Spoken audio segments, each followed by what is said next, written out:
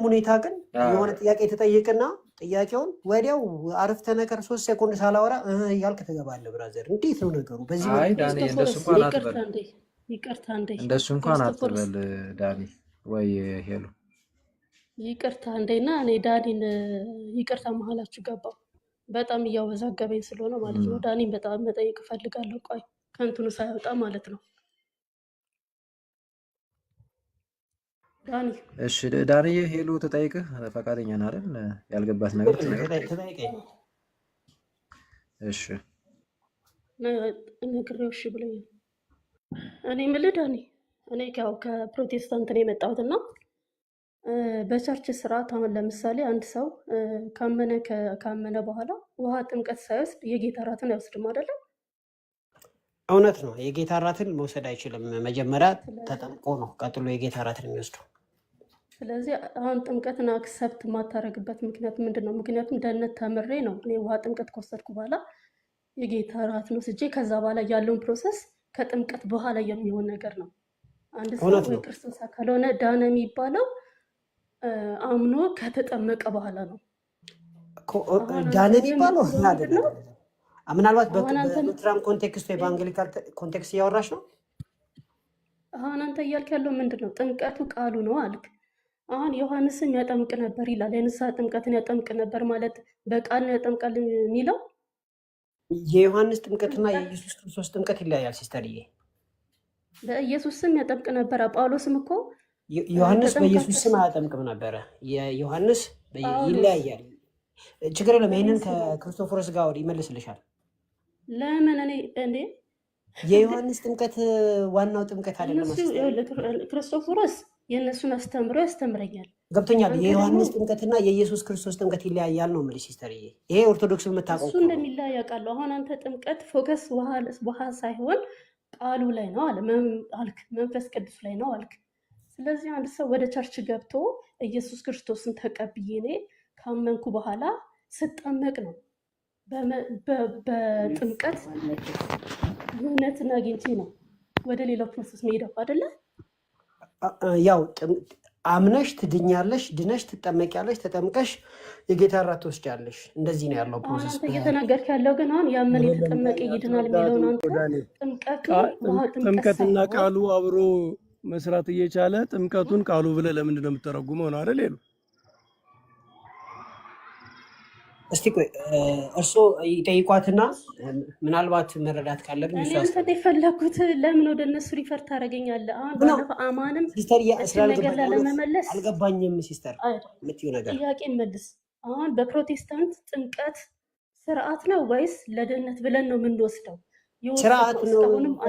ጌታ የሚወደው ስርዓት ነው። በቃ ጌታ የሚከብርበት ስርዓት ከሆነ ውሃ ጥምቀት አስፈላጊ ካልሆነ ለምን ቃሉን ከተማረ በኋላ በቃ ድናችኋል ብላችሁ ለምን የጌታ እራትን አትሰጡንም ታዲያ? ውሃው ምን ይሳል? ከጠመቅሽ በኋላ እኮ የጌታ እራት ትወስጃለሽ ሲስተርዬ። አሁን አንተ ጥምቀትን እየተቃወምክ የውሃ ጥምቀትን እየተቃወምክ ነው። አልተቃወምኩም። ቅድስና የምታገኝበት ክርስቶስን የምትለብሽበት ይኸውልሽ ሲስተርዬ፣ ቅድስና የምትጀምሪበት ክርስቶስን የምትለብሽበት ቤተክርስቲያን የምትቀላቀይበት ከክርስቶስ ጋር አንድ የምትሆኝበት ነው። ኦኬ ስጠመቅ እኔ ከኃጢአት እነጻለሁ ለደህንነት ነው። የልጁ የኢየሱስ አንዱ አካል ነው ብዬ አምናለሁ።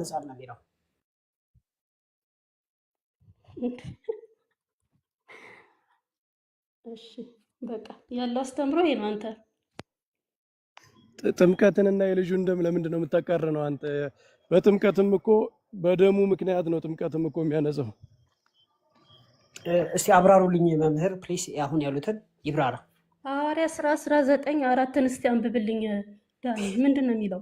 ቆይ አሁን መምህር የተናገሩ በጣም ወሳኝ ነገር አለ። በኋላ ላብራራልሽ፣ ችግር የለውም። አሁን መምህሮችን በሚገባው እጠይቃለሁ። የኦርቶዶክስ አስተምሮን ኦርቶዶክሶችን እጠይቃለሁ። ምን ልመልስልሽ? አሁን በፕሮቴስታንት ያሉትን ለምን አትመልሱም? ባለፈውም አማን ክርስቶፎርስ ነበረ። አማንን እችን ጥምቀት የምትለውን አክሰፕት አታድርጊ፣ እምነት ብቻ የሚለውን አክሰፕት አድርጊ። ጥምቀት የወንጌል አካል አይደለም አለኝ። በቃ የደህንነት ክፍል አይደለም አለኝ። በጥምቀት ትክክል ነው፣ ትክክል ነው። በጌታ በኢየሱስ ስም ያመነ የተጠመቀ ይድናል እያለ ትክክል የምትለው ምኑን ነው አባቴ? ትክክል ነው ማለት ለምን ታዲያ የውሃ ጥምቀት ይሰጣል? ለምን አትተውትም? ራሱ ጳውሎስ ነው ያለው። ጳውሎስን ገነት ስትሄጂ ተጠይቀዋለች። ጳውሎስ ንቀታችሁ እኮ እግዚአብሔርን እኔ እንኳን ኦርቶዶክስ ቤት ስገባ በጠየቅ እስካለብኝ ጥግ ድረስ አስጨርሰው ነው ጥያቄ የሚመልሱልኝ።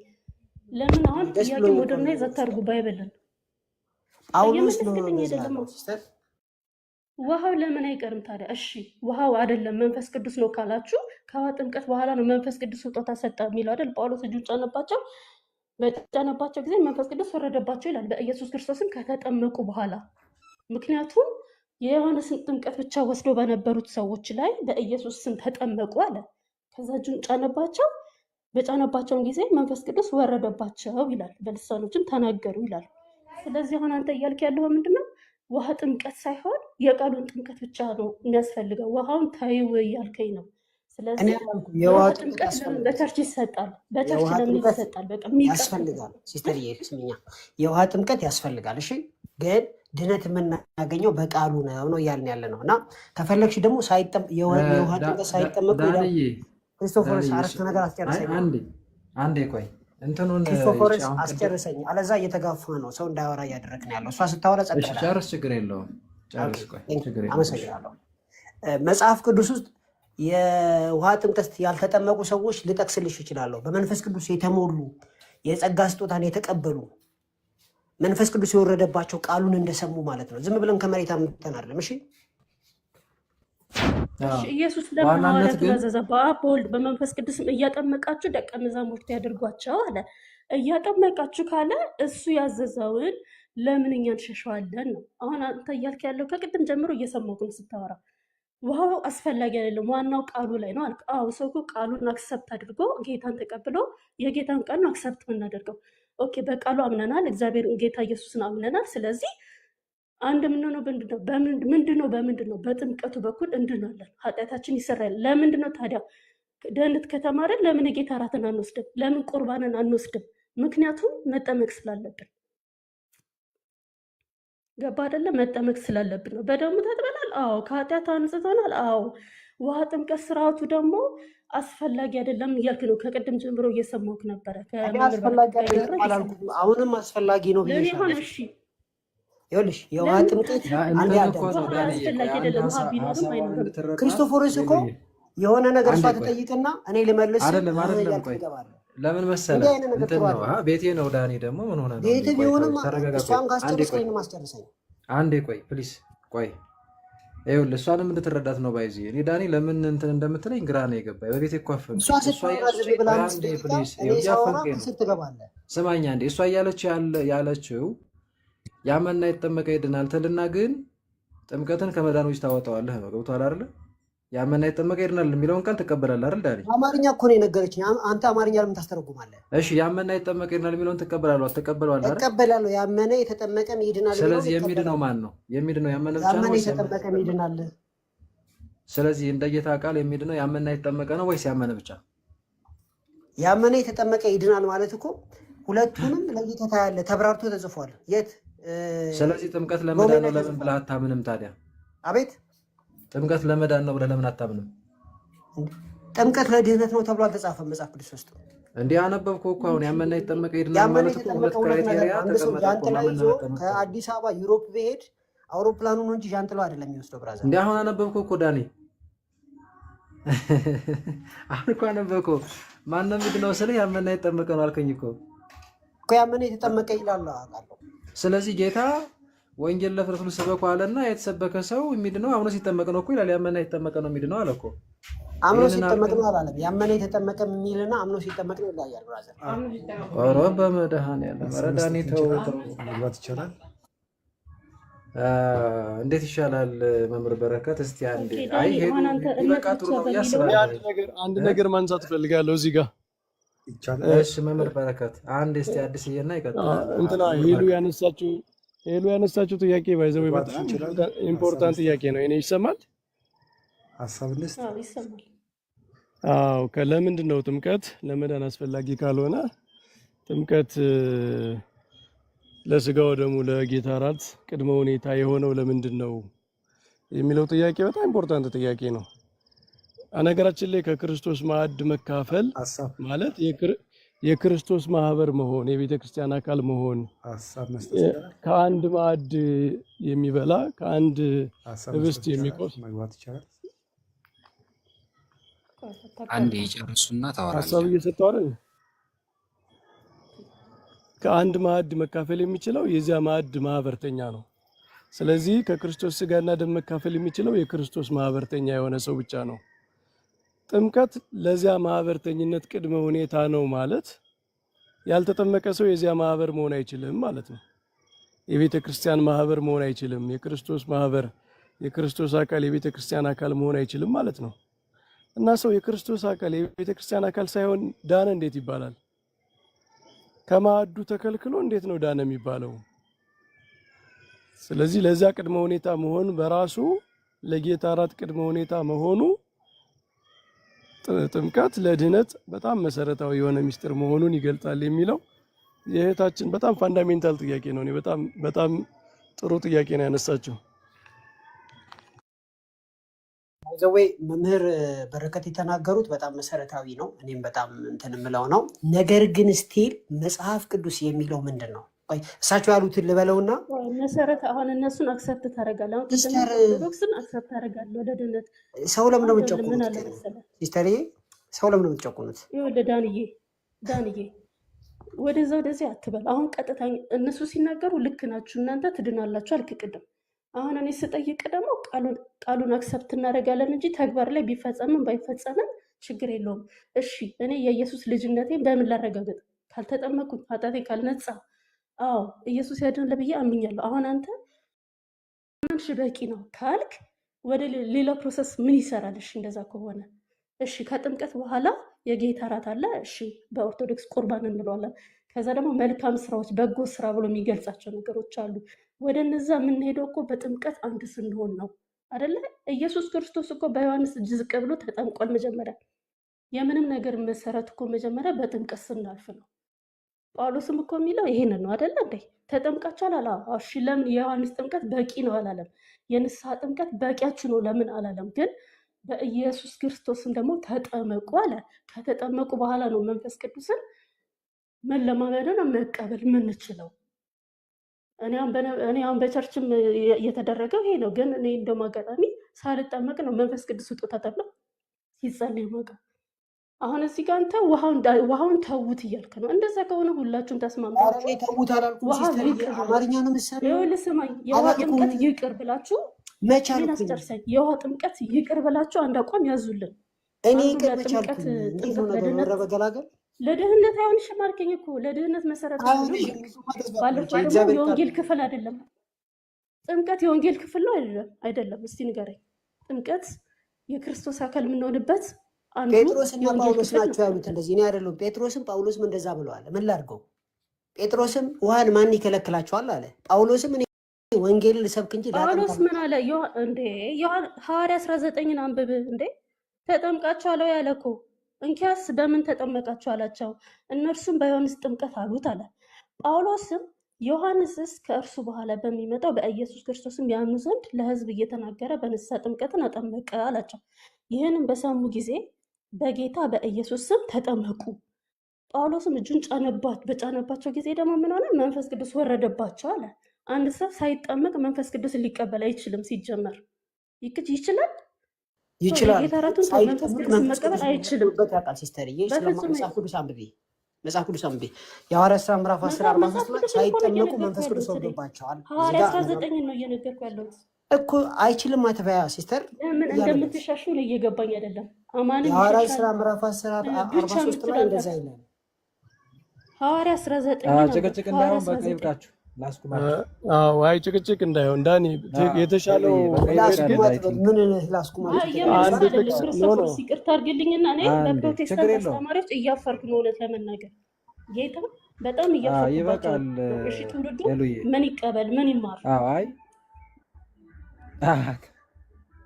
ይበቃል፣ ይበቃል። በቃ አይ ምንድነው መሰለሽ አሁን እነሱ አንድ ነገር እዚህ ጋር እንግዲህ ያው አንቺ እውነት ነው ፕሮቴስታንት ነሽ፣ አክቹአሊ እኛንም እየጠየቅሽን ምናምን አንዳንድ መልሶችንም እያገኘሽን የገባሽ ነገር አለ። መልካም ነው፣ ግፊበት ሄሉዬ። ግን እነሱ የሚያምኑትን የተረዱትን ነው በቃ ሊመልሱልሽ የሚችለው። አንዳንዴ በነገራችን ላይ እንትን ነው የሆነ ፊት ለፊት የተጻፈን ነገር አንዳንዴ ሰው የሆነ እንትን ሲልብን በጣም ጥሩ ስሜት አይሰማም። አሁን ሄሉ እንደዚህ አይነት እንትን ነው የሚሰማሽ ይረዳሽ ያለው ስሜት እና ኖርማል ነው እንግዲህ ሰው ጌታ ሲገልጥለት ሲረዳው ልቦናውንም ሲከፍት እንጂ እኔ በግድ እንደዚህ ነው የማምነው ብሎ ካለ ምን ልናደርግ እንችላለን? ለማንም ሰው ቢሆን ነው የምልሽ፣ ማንም ቢሆን በቃ አመንኩበት የሚለውን ነገር ነው ሊናገር የሚችለው። በቃ ምላሽ የሚሆንሽም የማይሆንሽንም ነገር እንደ ቃሉ ሚዛን እየመዘንሽ መቀበል አለዛ ለመቀበል ከአንቺ እንግዲህ የሚጠበቅ ነው ማለት ነው። እኔ ትንሽ የገረመኝ ቅድም ዳንዬ ያመና የተጠመቀ ይድናል ካልከኝ በኋላ እንደ ይገርማል ጥምቀት እኮ አንድም ቦታ ያድናል ተብሎ አልተጻፈም ወይም ይዳንበታል ተብሎ አልተጻፈም ስትለኝ እኔ በጣም የገረመኝ በቃ ቃል በቃል እዚህ ጋር ተጽፏል። አንደኛ ጴጥሮስ ምዕራፍ 3 ላይም በደንብ ይሄ በብሉይ ኪዳን የነበረውን በኖህ ዘመን የነበረውን አንስቶ ይህም ውሃ ደግሞ ማለት ጥምቀት ምሳሌ ሆኖ አሁን ያድነናል ብሎ ይበን የሚያድነው ጥምቀት ተብሎ የሚገለጸው በውሃ የሚፈጸም እንደሆነ እና ያኛው ምሳሌ ነው።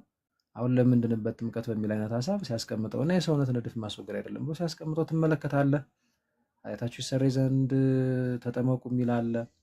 ጳውሎስ የተባለው አለ ስሙን የጠረጠመ ከኃጢአትህም ታጠብ። እንዲህ አይነት ነገሮች እያሉ ኢብን ክርስቶስን የምንለብስበት ከሱ ጋር ሞተን ተቀብረን የምንነሳበት አንድ የምንሆንበት እንዲህ አይነት ነገሮች እያሉ ከዚህ በፊት ግን ይህ ሁሉ ከመሆኑ በፊት ነው ድኛለሁ የምትለው እና አይ ቲንክ እነዚህ ነጥቦች ዳኔ መለስ እያልክ አንባቢም ስለሆንክ እንግዲህ እስከማውቀው ድረስ ማለት እዚህ ሚዲያው ላይ ብዙ ጊዜ እንደዛ አንተ ስታወራ በማውቀው ልክ በተግባር ባላውቅህም እኔ መለስ እያልክ ብታያቸው ምናምን መልካም ነው ብዬ አስባለሁ። አይ ቲንክ በቂ ይመስለኛል ዳንዬ፣ ብዙ ሰዓት ቆየን። ተጨማሪ ነገር አንድ ነገር መጨመር ከቻልኩ 1-2 ደቂቃ ክርስቶፎር። እሺ መምሪ ቀጥል። ቅድም ኤፌሶን ላይ ያነሳው በውሃ መታጠብና በቃሉ የሚለው በውሃ መታጠብና በቃሉ ከተባለ በውሃ መታጠብ የተባለው ቃሉ ነው ሊባል አይችልም። ሲጀመር ንባቡም አይመጣም። ሪደንደንሲ ነው የሚሆነው፣ ድግግሞሽ ማለት ነው። በውሃ መታጠብ የተባለው ቃሉ ከሆነ በቃሉና በቃሉ እንደማለት ነው። አንደኛ ይሄ በንባብም ትክክል አይደለም። ስለዚህ አንድ ንባብ ሁለቱንም ከጠቀሰ ሁለቱም አንድ አይነት ነው ተብሎ መተርጎም በጣም ፑር የሆነ የመጽሐፍ ትርጉም መንገድ ነው። ይህንን ደግሞ ሞር ኤክስፕሌን የሚያደርግ በሐዋርያት ሥራ ምዕራፍ 2 ቁጥር 41 ላይ ቃሉን የተቀበሉ ተጠመቁ ይላል። አየህ በቃ ይሄ ነው ቃሉና ጥምቀት አብሮ ነው የሚሄደው። ቃሉ ማለት ጥምቀት ነው፣ ጥምቀት ማለት ቃሉ ነው ብለህ አንዱን በአንዱ የምትተረጉመው ሳይሆን ቃሉ ለጥምቀት ያስፈልጋል። አምነህ ነው የምትጠመቀው። እኛ እኮ አሁን በኦርቶዶክስ ቤተክርስቲያንም በጥንት ቤተክርስቲያንም ስትጠመቅ ጸሎተ ሃይማኖትን መስክረህ ነው አይደለ? ክሪዱን ተናግረህ የክርስትና እምነት መግለጫውን ይህን እቀበላለሁ ክርስቶስ ሰው ሆኗል፣ ተሰቅሏል፣ ሞቷል፣ አድኖኛል ብለህ በስላሴ ማመንክን ተናግረህ በሙታን ትንሣኤ በዘላለም ሕይወት እንደምታምን ተናግረህ መስክረህ ነው የምትጠመቀው። ያ የተነገረህ ቃል የተቀበልከውን ቃል ተናግረህ ነው መስክረህ ተቀብየዋለሁ ብለህ ነው። ስለዚህ ቃሉና የውሃ ጥምቀት የሚለው የሚጋጭ ሳይሆን ሁልጊዜ አብሮ የሚሄድ ነገር ነው እና ዳኒ የውሃ ጥምቀት የተባለው ውሃ የተባለው መታጠብ የተባለው ቃሉ ነው የሚለው ትክክለኛ ትርጉም አይደለም። ቃሉና ጥምቀት አብሮ ነው የሚሄደው። ስለዚህ አንዱ አንዱን ማጥፋት የለበትም። ቃሉ ወደ ጥምቀት ነው የሚመራ። አምነህ ነው የምትጠመቀው። ስለዚህ ጥምቀትና የእግዚአብሔር ቃል ሁልጊዜ ተመስክሮልህ የእግዚአብሔርን ቃል ተነግሮህ ያንን አምነህ መስካሪያት ቃሉን ሁልጊዜ ከጥምቀት ጋር የሚያያይዙት እንጂ ጥምቀት የሚባል የውሃ ጥምቀት የፊዚካል የሚታየው ሳክራመንቱ የለም ለማለት አይደለም። ቃሉ በራሱ የሚቆም ነው። ቀደም ተከተላለው። ቃሉ መጀመሪያ ይመጣል። ለዛ ነው ቅድምም በኤፌሶን 6 ላይ በቃሉ በውሃ መጠመቅ በውሃ መታጠብ ይልና በቃሉ ስሩ ዘወርድ ይላል። ምክንያቱም ወደ ጥምቀት የሚመራህ ቃሉ ነው። እዚህም ላይ የሐዋርያት ሥራ ምዕራፍ 2:41 ላይ ቃሉንም የተቀበሉ ተጠመቁ ይላል። አየህ፣ ስለዚህ አብረው የሚሄዱ ነገሮች ናቸው እንጂ ዳይኮቶሚ መፍጠር የለብህም።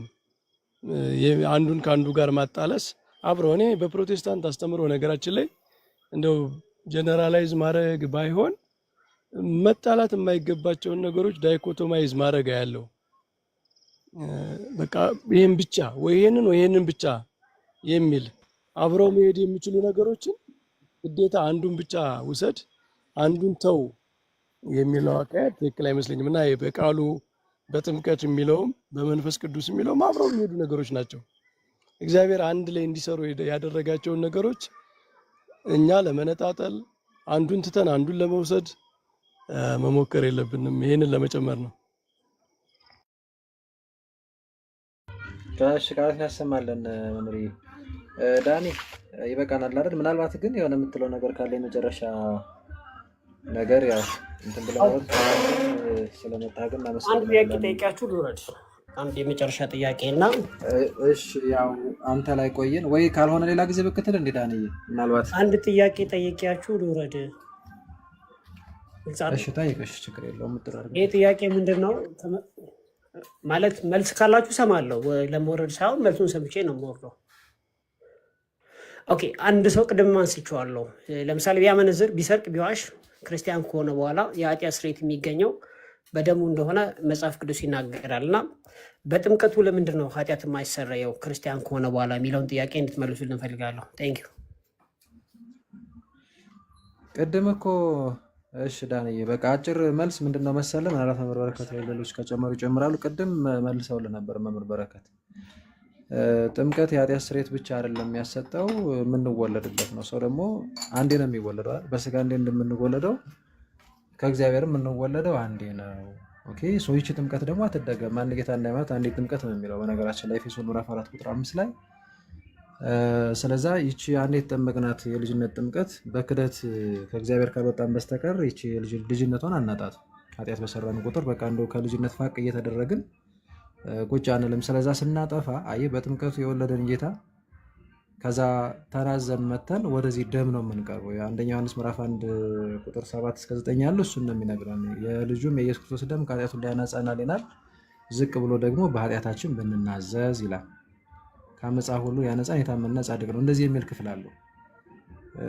ስለዚህ ልጅ ከሆን በኋላ እንደ ልጅ መመላለስ፣ ስንወድቅ መነሳት፣ ተናዘን ወደዚህ ደም መቅረብ ነው። ይህንን ደሙን ደግሞ ያው ጠጡ ስጋዬንም ብሉ ብሎ ለኃጢአት ስርየት ብሎ ሰጥቷል። የማቴዎስ ወንጌል ምዕራፍ 26 ቁጥር 26 እስከ 28 እንደምናገኘው ህብስት አነሳ፣ ባረከ፣ እንካችሁ ብሉ ስጋዬ ነው አለ። ጽዋ አነሳ፣ ባረከ ወይም አመሰገነ፣ ለብዙዎች ኃጢአት ይቅርታ የሚፈስ የአዲስ ኪዳን ደሜ ይህ ነው ጠጧል። ምንድን አለ? ለብዙዎች የኃጢአት ይቅርታ ይው። ስለዚህ በጥምቀቱ ከወለደን በኋላ በቅዱስ ስጋና በክቡር ደሙ ደግሞ እየመገበ ያሳድገናል ማለት ነው። እና ቅዱስ ስጋና ክቡር ደሙን እንደዚህ እሱን እየተናዘዝን እየበላን የጠጣን እያደግን በቅድስና ህይወት እየተመላለስን እንቀጥላለን እንጂ ጥምቀት አንዲት ነች አትደገምም እና ነው። አጭሩ መልስ ይሄ ነው። ዳኔ ሁለተኛ ደግሞ ክርስቶፎሮስ አንድ ነገር ለመጨመር ኃጢአት ሳይሰራ አይሰራም ከነገራችን ላይ ማለት ነው። ጥምቀት አሁን እስከምትጠመቅ ድረስ ያለውን ኃጢአት ትታጠብበታለህ።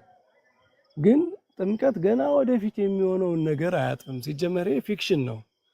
ገና ኤግዚስት ያላደረገ ኃጢአት አይታጠብም እና ወደፊት የምትሰራው ኃጢአት ቀድሞ እንዴት ነው የሚታጠበው? ስለዚህ እግዚአብሔር ወደፊት የምትሰራውን ኃጢአት ደግሞ የሚያስተሰርይበት ንስሐን፣ ቅዱስ ቁርባንን የመሳሰሉ ከክርስቶስ መስቀል ከደሙ ጋር የተያያዙ ከማዳኑ ጋር የተያያዙ ምስጢራትን ሰራ ማለት ነው። እና ሰው ያልሰራውን ያልተናዘዘበትን ንስሐ ያልገባበትን ሪግሬት ያላደረገበትን ኃጢአት ገና ቀድሞ እንዴት ነው የሚሰረይለት? ማለት በመስቀል ላይ ወደ ኋላ ያለው ንስሐ የገባህበት ሪግሬት ያረክበት ኮንፌስ ያረከው ኃጢአት ነው እንጂ ገና ያልተሰራ ኃጢአት አይሰረይም። ስለዚህ ወደፊት ለምትሰራው ኃጢአት ወደፊት ሌሎች ኃጢአት ማስተሰሪያ መንገዶች እግዚአብሔር ሰርቷል ማለት ነው። እና ይሄ እግዚአብሔር ሁሉንም ስለሚያውቅ ለሁሉም የሚያስፈልገው መፍትሄ ሰጥቷል። ቃልን ያሰማልን። ምናልባት ዳኒ ከመውጣት በፊት ብሩክ አንድም ጠይቀው ጥያቄ ነበር ብለህ ነበር እንዴ? እንደው እሱ ላይ እንዳንቆይ እንጂ እንኳን እንዳናመጣ በቡራ አዎ መምህር። እሺ በአጭር የሚያልቅ ነገር ነው፣ እንደገና እንዳንጀምረው ጠይቃችሁት ከሆነ አላውቅም፣ ግን ቅዱስ ጳውሎስን ጠቅሶ ጥምቀት የወንጌል ክፍል አይደለም፣ በመዳን ውስጥ ምንም አይነት ጥቅም የለውም ብሎ ሲናገር ነበርና ጳውሎስ እዛ ያነሳ ነው አይመስለኝም። ብሩኬ ያው በመጀመሪያ አጣደፍኩ መሰለኝ። እንኳን ደህና መጣህ። ያው እሱ ላይ እንዳንቆይ ስጋት አለን ወይ ካልሆነ ሌላ ጊዜ ተጠያየቁ እንዴ ሌሎች እድል እንደሰጥ ብሩኬ ነው ወይስ ምን ይሻላል? አዎ ችግር የለም፣ በቃ ሌላ ጊዜ ችግር የለም። እሺ ዳኒ ስለመጣ እናመሰግናለን። በቃ ይበቃናል። ያው ልትከታተለን ትችላለህ። ሌሎች እድል እንደሰጥ ዳኒ። እሺ ደህና ምሽት። ጥሩ ውይይት ነበረን። ሰላም ያገናኝ። እሺ ዳኒ እውነት ነው። እሺ እንግዲህ ሄሉ አስቁምሻለሁ። ቅድም ትረጅኛለሽ ስሜሽን ስለተረዳሁት እንደዛ ነው። በቃ አንቺ ጥግ ድረስ እንደዚህ ጠይቀሽ እነሱ መልሳቸው ምንም ይሁን ከዛ አንቺ ሂለን ያለሽ የመጽሐፍ ቅዱስ ቃል አለ እሱን አመዛዘንሽ እንትን ማለት ነው። ሲገባቸው እንዳንቺ አንድ ቀን እንትን ይቀበሉታል፣ ካልሆነ ግን አልሆነም ነው። ምን ታደርጊዋለሽ? ሰው እንደዛ ነው። እንቀጥልሽ።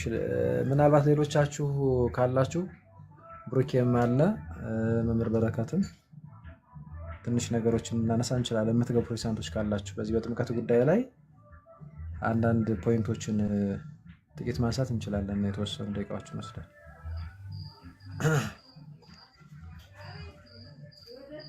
አዲስ ከየት እንደሆነ አላወቅኩኝም።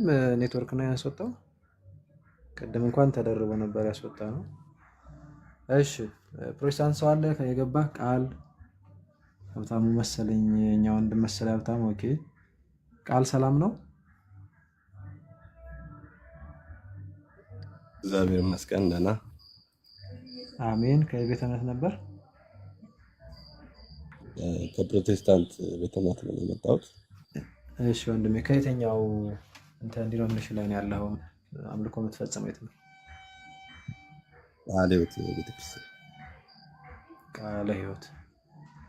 ኦኬ ብሩኬ እስቲ አዋራው ጥምቀትን በተመለከተ ያው ቅድም ከመጀመሪያውም ከነበርክ ከጥንትም ጀምሮ ጥምቀት ለድነት ቅዱስ ሥጋና ክቡር ደሙንም እንደዛ በተመለከተ እንደዛ ነበረ እና እነ ሉተርም ሲመጡ ይህን ነገር አልነኩትም። ስለዚህ እኛም መቀበል አለብን የሚል አንድ በአንድ በኩል፣ በሌላ በኩል ደግሞ የለም ካውንስሉ ያለንን ነገር በቃ ተቻችለን ነው መቀጠል ያለብን። እንደዚህ አይነት ነገሮች ከቲቶ የተቀበልናቸው አጀንዳዎች ናቸውና እነዚህ ነገሮች መቀበል የለብንም የሚል ነገር አየንና እና ይሄ ነገር እውነት ትክክለኛ የሆነ የወንጌል ቃል አይደለም ወይ? ጌታ ትምህርት የሐዋርያት ትምህርት አይደለም ወይ በሚል እሱን እያነሳን ነው። ብሩኬና እስቲ ቃልን ምናልባት ረጋ ያለው ወንድም መሰለኝ እስቲ ጥምቀትን በተመለከተ አንዳንድ ነገሮችን አንሱና ከቃል ጋር ከዛ መምህር በረከትም ይሉት እንላለን። ቀጥል ብሩኬ። መምህር በረከት ካሉ ቢቀጥሉ አሪፍ ነው። እሳቸው እያሉ ችግር የለውም ብትቀጥል። መምህር ይቀጥሉ። እንደ እርሶ ትንሽ ረፍት ካረጉ ብዬ ነው። ቀጥልና መግባት ካለባቸው እኔ ኔትወርክም ስለሚያስቸግር ነው። አይ በደንብ እንግዲህ በሚችሉት ይስሙንና አንዳንድ ነጥቦችን ያነሳሉ። ቀጥል ብሩኬ፣ ቀጥሉ ቃል። እሺ ጀነራሊ ያው እሺ ቃል እንዴት ነህ? ቤት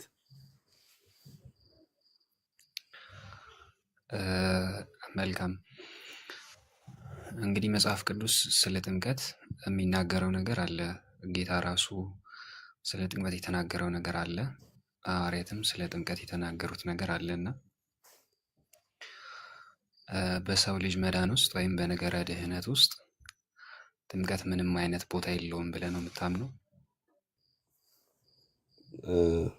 እኔ ፐርሰናሊ ያው ጥምቀት ቦታ አለው ብዬ ነው የማምነው። ስለ በድህነት ለድህነት አስፈላጊ ነው የሚለው አክሰፕት ታደርገዋለህ?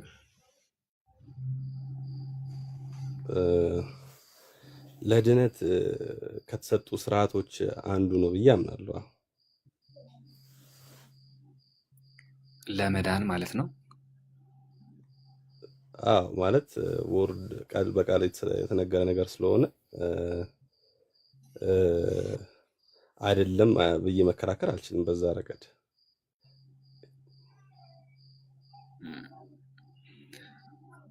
መምህር ክርስቶፎር አሉ አለሁ ብሩኬ በቃ አምናለሁ አለ እንትኑን ጥምቀት ይቀበላል። እንደዛ ነው ያለው። ከተስማማማ ምንም ክርክር ያስፈልግ ቃልዬ። ስለዚህ ጥምቀቱ ከመዳን ጋር ለመዳን ግዴታ አስፈላጊ ነው ብለህ ታምናለህ አይደል? ቃል አዎ ያው የተሰጠ ስርዓት ነው። ያን ስርዓት መፈጸም ግዴታ ነው ብዬ አምናለሁ። እሺ አንድ ያመነ ሰው ልክ አምኖ ሲጠመቅ ነው የሚድነው ብለህ ነው የምታምነው ወይስ ባመነበት ቅጽበት ድኖ ነው የሚጠመቀው? የትኛውን ነው የምታምነው አንተ?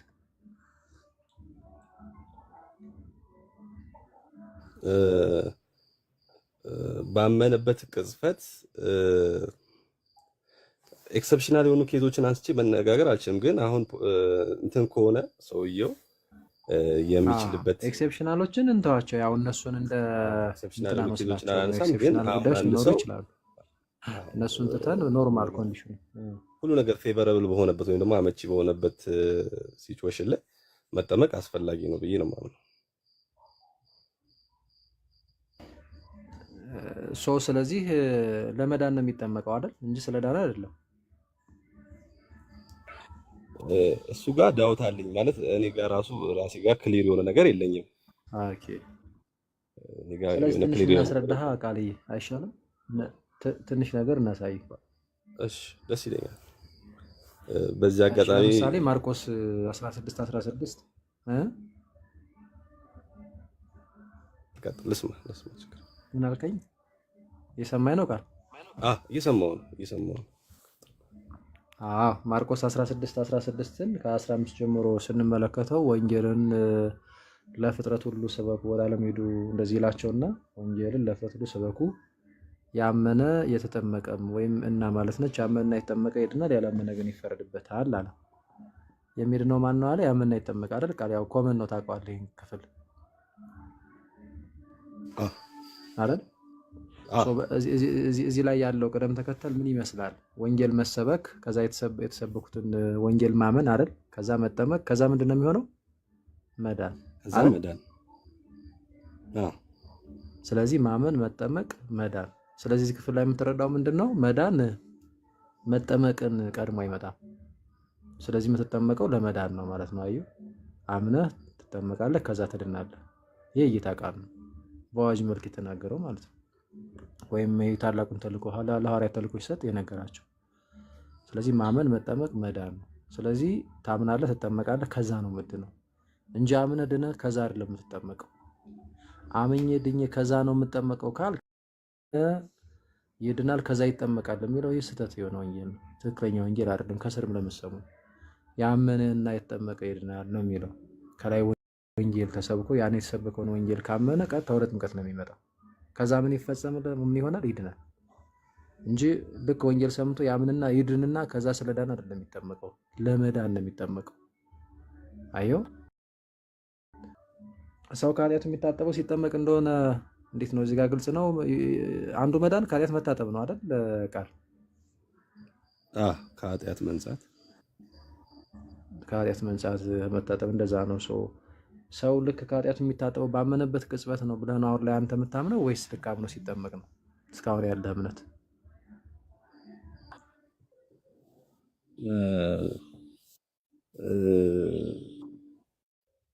ያው እኔ አሁን ፐርሰናሊ ማመንና ከዛ መጠመቅን መለያየት አልፈልግም በግሌ ማለት ነው።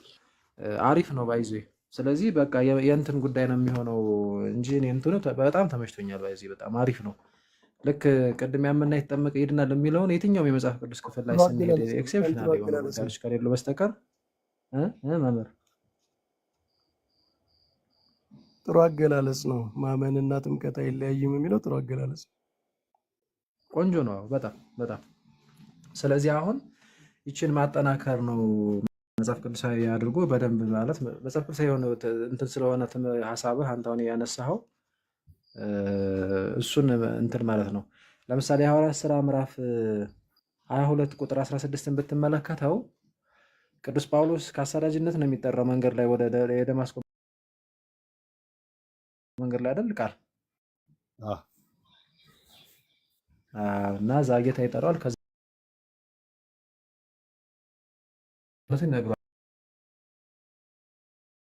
ለማሳጠር። ከዛ በኋላ የምታደርገውን ይነግረዋል። ሂድ ብሎ ወደ ደማስቆ ወዳለችው ቤተክርስቲያን ይልከዋል። እዛ ሄዶ ሐናንያ የተባለን አባት ያገኛል። ለእርሱም ራሱ ጌታ ገልጦለታል በራእይ እና ቅዱስ ጳውሎስ ከሄደ በኋላ ወይም አስቀድሞ እንግዲህ ጳውሎስ ከሄደ በኋላ ወይም ሳውል ምንድነው አድርግ የሚባለው?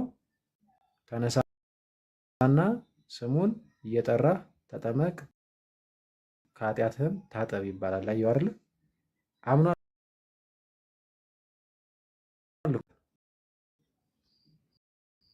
ከኃጢአቱ እንዲታጠብ ምን ማድረግ አለበት? የጌታን ስም እየጠራ መጠመቅ አለበት። የሐዋርያት ሥራ ምዕራፍ 22 ቁጥር 6 ተመልከቱ። ስለዚህ ሚስጥር እንደሆነ መረዳት ያስፈልጋል ማለት ነው። ማመን ያስፈልጋል። ቅድም አየው። ስለዚህ አሁን ምን መጣ? ማመን መጥቷል።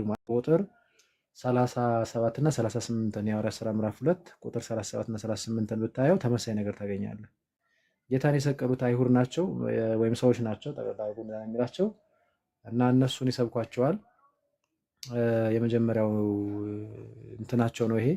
ሂዱ ያምን ይጠመቅ ይሆናል ወንጌልን ለፍጥረት ሁሉ ሰበኩ ተብለው ወጥተው እየሰበኩ ነው እዛው በኢየሩሳሌም በእስራኤል ማለት ነው። እና ይህን ወንጌል ሲሰሙ ልባቸው ተነካ እና ጴጥሮስ እና ሌሎችንም ሐዋርያት ወንድሞች ምን እናድርግ ይሏቸዋል።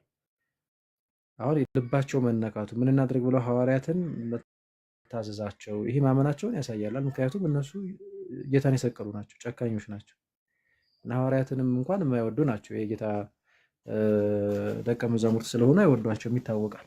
እና ጉዳት ግን ሳይደርሱባቸው እንዲያውም ጭራሽ ልባቸው ተነክቶ ምን እናድርገው ታዟቸው እና የልባቸው መነካት እና ምን እናድርገው መታዛቸው ማመናቸውን ያሳያል። ከዛ ቅዱስ ጴጥሮስ ምን እናድርገው ድናችኋል፣ በኃጢአታችሁ ታጥባችኋል፣ ስለዛ ለምልክት ለምስክርነት ተጠመቁ አይላቸውም። አሁን ይሄ ሌላ ወንጌል እንደሆነ ትረዳለህ በዛው ምንድነው ታዲያ የሚላቸው? ንስሐ ግቡ ይላቸውና ኃጢአታችሁም ይሰረይ ዘንድ እያንዳንዳችሁ በኢየሱስ ክርስቶስም ተጠመቁ ከዛስ የመንፈስ ቅዱስንም ስጦታ ትቀበላላችሁ።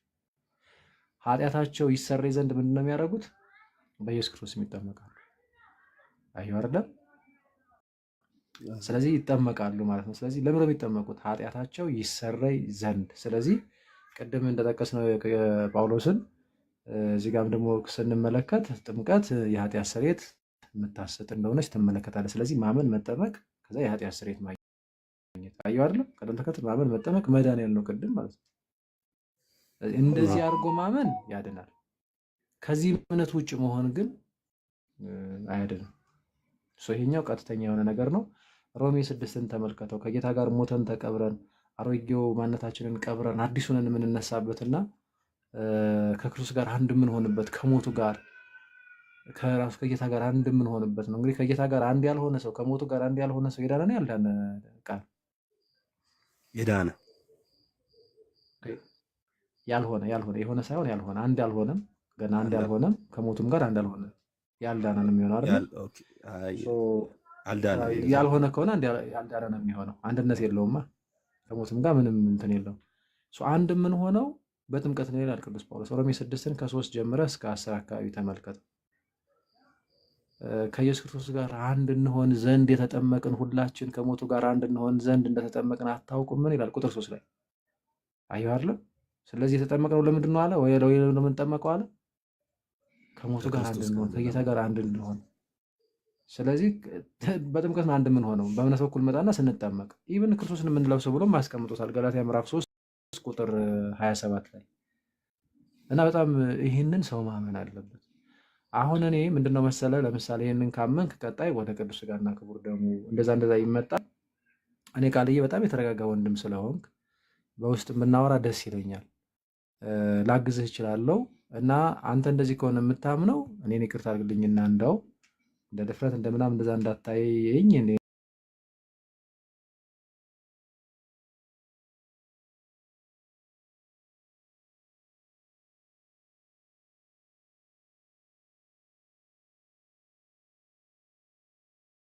ህብረት የምታደርግበትን ማየት ያስፈልጋል። ኢቭን ስለ ቤተክርስቲያን የክርስቶስ አካል የሆነችው ቤተክርስቲያን አንዲት ነች አይደል እንዴ? ያቺ ቤተክርስቲያን ያቺ ጉባኤ ነች አይደል? ኤክሌሲያ አሁን ያለበት ቃለ ሕይወት መቼ ነው የተጀመረችው? በማን ነው የተጀመረችው? በክርስቶስ። ከእንዴት አድርጎ እንዴት አንተ ጋር ደረሰ? ገብቶሃል አይደለ? በጣም በጣም በጣም በጣም ጥንቃቄ ይፈልጋል። ከነ ትምህርቱ ከነ ጉባኤው ቀጥ ብላ የመጣች አንዲት ጉባኤ አለች፣ ሳትጠፋ ማለት የጋነን ደጆች አይችሏትም። መከራ ሁሉ አልፋ ክርስቶስን እየሰበከች የመጣች ክርስቶስ ራስ የሆነላት ቤተክርስቲያን አለች። ያችን ሰው ፈልጎ ማግኘት አለበት። ነገራችን ላይ ከዚህ ቤተክርስቲያን ውጭ ሆኖ መዳን የለም። ክርስቶስ ራስ ሆኖ የሚገኘው በዚህ በአንዲቷ ቤተክርስቲያን ውስጥ ስለሆነ እዛም እዚህም ሆኜ ከዛ ዝም ብዬ እዛም እዚህም እየሄድኩ ግን ችግር የለውም ከዛ ዋናው ለምን እንጂ ምናምን የሚባል ነገር የለም። ጥምቀቱ ራሱ ጥምቀት እንዲሆን አጥማቂ ማን ነው? ከየት ያገኘው ስልጣን? ሐዋርያት አይደል አጥምቁ ተብሎ የተላኩ? ከሐዋርያት የመጣ ስልጣን አላቸው ወይ? ትምህርቱ ማን ነው? ከሐዋርያት የመጣ ትምህርት ሁለተኛው ሶስተኛው እያልክ እንደዚህ ቀጥሎ ወደዚህ ስትመጣ አለ ወይ? በቃ ከሌለ ፌክ የሆነ እንትን ውስጥ ነው ያለው ማለት ነው። መውጣት ነው የሚያስፈልገውና አይ ቲንክ እንደው በጣም ባጭሩ ነው ግን ሰፋ ባለ መንገድ ደግሞ እንድንማማር አይ ቲንክ ፎር የመለስክልኝ ይመስለኛል። በውስጥ ተጻጽፈንም እንድናወራ እንችላለን። እዚህም ደግሞ ብቅ እያልክ ያልገባንም ነገር እንትን ብትል መልካም ነው። ስለ ኦርቶዶክስ ቤተክርስቲያን ግን ምን ያህል ታውቃለህ? ዲፕ አላውቅም፣ ግን ያው በመጠኑ አውቃለሁ የተወሰነ። እንትን ባክግራውንድ ከፕሮቴስታንት ነው ወይስ ከምንድን ነው? ቤተሰቦቼ ኦርቶዶክስ ናቸው። እኔም በልጅነቴ ኦርቶዶክስ መሀል ላይ ሂጅ ነው እንዳትለኝ መሀል ላይ ሂጅ ነው እንዳትለኝ መሀል ላይ ሂጅ ነው። ኧረ ቃል ዝም ብለህ ነው እንደ አንተ የምትሄደው? ምን ያህል ታውቅ ነበር? ዝም ብለህ ትሄዳለህ እንዴ? አይ ምንድነው እኔ በእንትን ዙሪያ አሁን በጥምቀት ዙሪያ ኦር በሳክራመንቶች ዙሪያ ያለኝ ብዙም ዳውት የለኝም። ያው እነዚህ ነገሮች ናቸው አንዳንድ ነገሮች ኢሹ የሚሆኑብኝ እና ደግሞ ከረንትሊ አሁን ላይ ይበልጥ እያየሁ እያነበብኩ በመጣበት ጊዜ ነው። በእርግጥ በእድሜም ልጅ ነበርኩኝ የዛን ጊዜ ያን ያህል የበሰለ እውቀት ኖሮኝ በደንብ ቻሌንጅ ማድረግ የምችልበት ደረጃ ላይ ሆኜ አይደለም ወደዚህኛው አሁን ወዳለሁበት እምነት ተቀላቀልኩ ማለት ነው። ምን ያህል ዓመት ሆነህ አሁን ከሄድክ? አሁን ሜቢ 10 ዓመት በላይ ሆነኛል። 10 ዓመት ሳይሆን አንድ 15 ዓመት ይሆነኛል። እሺ ምን ላይ ነው ታዲያ ችግር ያለው ኦርቶዶክስ ጋር? ምንድን ነው ያልገባ ነገር? ሲበዛው እንዳስል እናንተ ተው መመለስ አለብህ። እውነቴን ነው የምነግርህ። በጣም በጣም ቤተክርስቲያን ሳታውቃት ነው ማለት ነው የወጣው። አዎ አይ እኔ አሁን የምቀበላቸው የኦርቶዶክስ አስተምሮቶች አሉ። በዚህ አጋጣሚ መምህር በረከት በጣም ነው አፕሪሼት የማደርገው።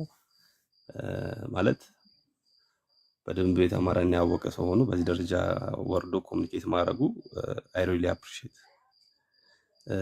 ግን ከኢሹ ከሀሳቤ እንዳልወጣ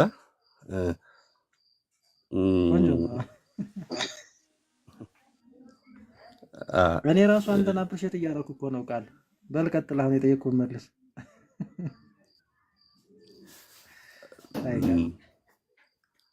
እሺ እኔ አሁን ኦርቶዶክስ ቤተክርስቲያን ውስጥ የማያቸው እንደ ዳውንፎል ናቸው ብዬ የምጠቅሳቸው ነገሮች ይኖሩኛል የራሴ። ለምሳሌ ያው ኮመን የሚነሱ ኢሹዎች አሁን ብዙም እንትን አይደለም ከዚህ ከእንትኑ ጋር ባይሄድም ከገባንበት እንደዚህ እናድርግ። ቃልዬ ምናልባት እንዲናርግ ማለት እንትኑ ርዕሱን ሚስ እንዳናረግ ገብቶኛል። ቃልዬ ገብቶኛል። ርዕሱን ሚስ እንዳናረገው እንጂ አሁን ለምሳሌ ስለምልጃ ገብቶኛል። አንዴ ቆይ። በነገራችን ላይ ቃል በግልም መነጋገር እንችላለን። እሺ እንደሱ እናድርግ ብዬ ነው። በጣም ደስ ይለኛል። መመለከትንም በውስጥ ታወራቸዋለህ፣ እኔም አወራሃለሁ። እሺ እንደዛ ይሻለናል። ደስ ይለኛል። እሺ ቃል ያይ እንደዛ ነው። አንተ በጣም ጥሩ የተረጋጋ እንትን ያለህ ምናምን ምን አሁን የሚያስቸግሩ አሉ። በጣም ኮትልት የሚሉ ነው። እንደ ይቅርታ አድርግልኝና አንዳንዴ ምን አይነት መንፈስ ቢገባባቸው ነው የምትላቸው ልጆች አሉ። አንተ በጣም እንትን ራሱ ደስ የሚል ነው እውነት ለመናገርና ይቅርታ ድምፅ አለ ከሰፈር እና እናወራለን በውስጥ ይሄው መምህር በረከትንም ፎሎው ያደርጓል፣ እሳቸው ታወራችኋል። እኔም ደግሞ ቼክ አደርጋለሁ፣ የቴሌግራም እንትን አስቀምጥልሃለሁ። ምንም ችግር የለውም። ጫፍ ድረስ ሄደህ እየጠየቅ ራስክን ቶሎ ያለውን ነገር በእርግጠኝነት ቶሎ እንትን ትላለህ። ደግሞ ጥሩ እንትን ስላለህ እንደዛ ነው አምነህበት ምናምን ነው ወጥተህ ምናምን በግድ ልምጣ ብትልም አናስመጣህም ሳይገባ። ሰምተሃል? እሺ ቃል በልሽ በርታ። አይ ቲንክ በቃ ጥምቀት ላይ እንደዛ ግልጽ ነው።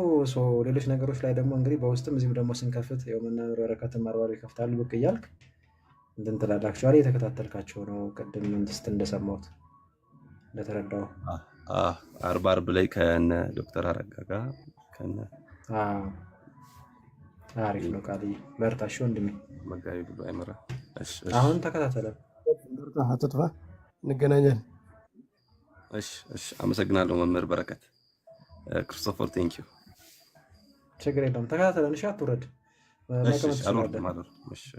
እሺ አፖስቶሊክ ፋሚሊ ሰላም ነው?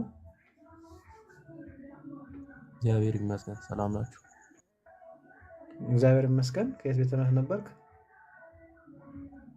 እዚሁ ነኝ። ክርስቲያን ነኝ፣ ኦርቶዶክስ ነው እንዴ?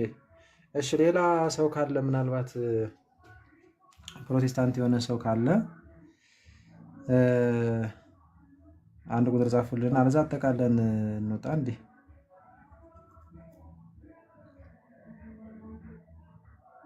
አንድ ሰው ወይ ሁለት ሰው ምናምን እንቀበል ካላችሁ አለ። ሀብትሽ የከኛ ነህ። ሰላም ብሎን እስኪ። ሰላም ሰላም፣ እንዴት ናችሁ ወንድሞቼ? መምህር በረከት፣ ዲያቆን ሄሉ ሁላችሁም ሰላም ብለናል። እንዴት ናችሁ? እግዚአብሔር ይመስገን። ሄሉን እኮ ዲያቆን አስመሰልካት አንተ ልጅ እንዴ! እኛ ቤት አይሰራም ነው፣ እዛ ቤት እንደዛ ናት ሴትዮ። እንትን ምናልባት ቅድም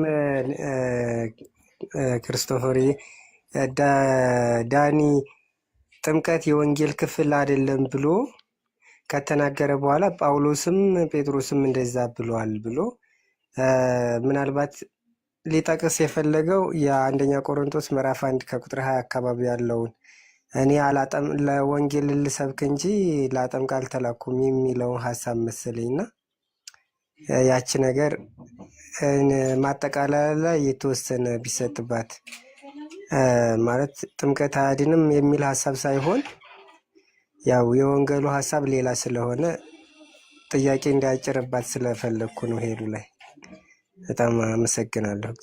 ጥሩ እሺ። እኔ በነገራችን ላይ ምን አድርጎ እንደጠቀሰው በደንብ አልሰማሁትም ነበር። አይ ቲንክ ኔትወርክ ይዞ ነው ወይስ በደንብ አልሰማው ብዬ ነው። እና ምናልባት መምህር በረከት ቅድም ብሩክ ያነሳው ያሰበው ነጥብ ማለት ነው። ጥቂት ነገር በሉበት። እዚህ ላይ የምትገቡ ፕሮቴስታንቶች ካላችሁ ወይ አንድ ቁጥር ጻፉ፣ ወይ ገስት ላኩና ቶሎ ቶሎ ብለን እንወጣለን። መምህር ይቀጥሉ። ጳውሎስ እኮ አላጠመኩም እንጂ ስለ ጥምቀት አላስተማርኩም አላለም። በእርግጥ ጳውሎስ ያጠመቃቸው አሉ። የእስጢፋኖስ ቤተሰቦችን አጥምቋል፣ የተወሰነ አጥምቋል። ግን እሱ ተልእኮዬ እኔ ማስተማር ነው፣ ወንጌልን መስበክ ነው አለ እንጂ ስለ ጥምቀት አላስተማርኩም አላለም። ወንጌል ባይሆንማ ስለ ጥምቀት ለምን ያስተምር ነበር? ከክርስቶስ ጋር በጥምቀት ተቀብራቸዋል፣ ከክርስቶስ ጋር ተነስታቸዋል ብሎ ወንጌል አይደል እንዲህ ሲያስተምር የነበረ እና ጳውሎስ ወንጌል ጥምቀት ወንጌል አይደለም ሳይሆን ትምህርቱን ቃሉን ነው። ከዛ ከቃሉ ቀጥሎ ደግሞ ጥምቀት ይመጣል። ያመኑትን ማጥበቅ፣ የጌታን እራት የሥጋው ደሙ መስጠት፣ እኒህ ስርዓቶቹን የሚሰሩ ሌላ ሰዎች አሉ ኃላፊነት የተሰጣቸው ለማለት ነው። ጳውሎስ በጣም በስብከት በመልእክታት ብዙ ስራ ይሰራ የነበረ የኔ ተልእኮ እሱ ነው ለማለት ነው እንጂ የሚሰብከው ወንጌል ውስጥማ ጥምቀት አለ እኮ በየቦታው እናገኘዋለን።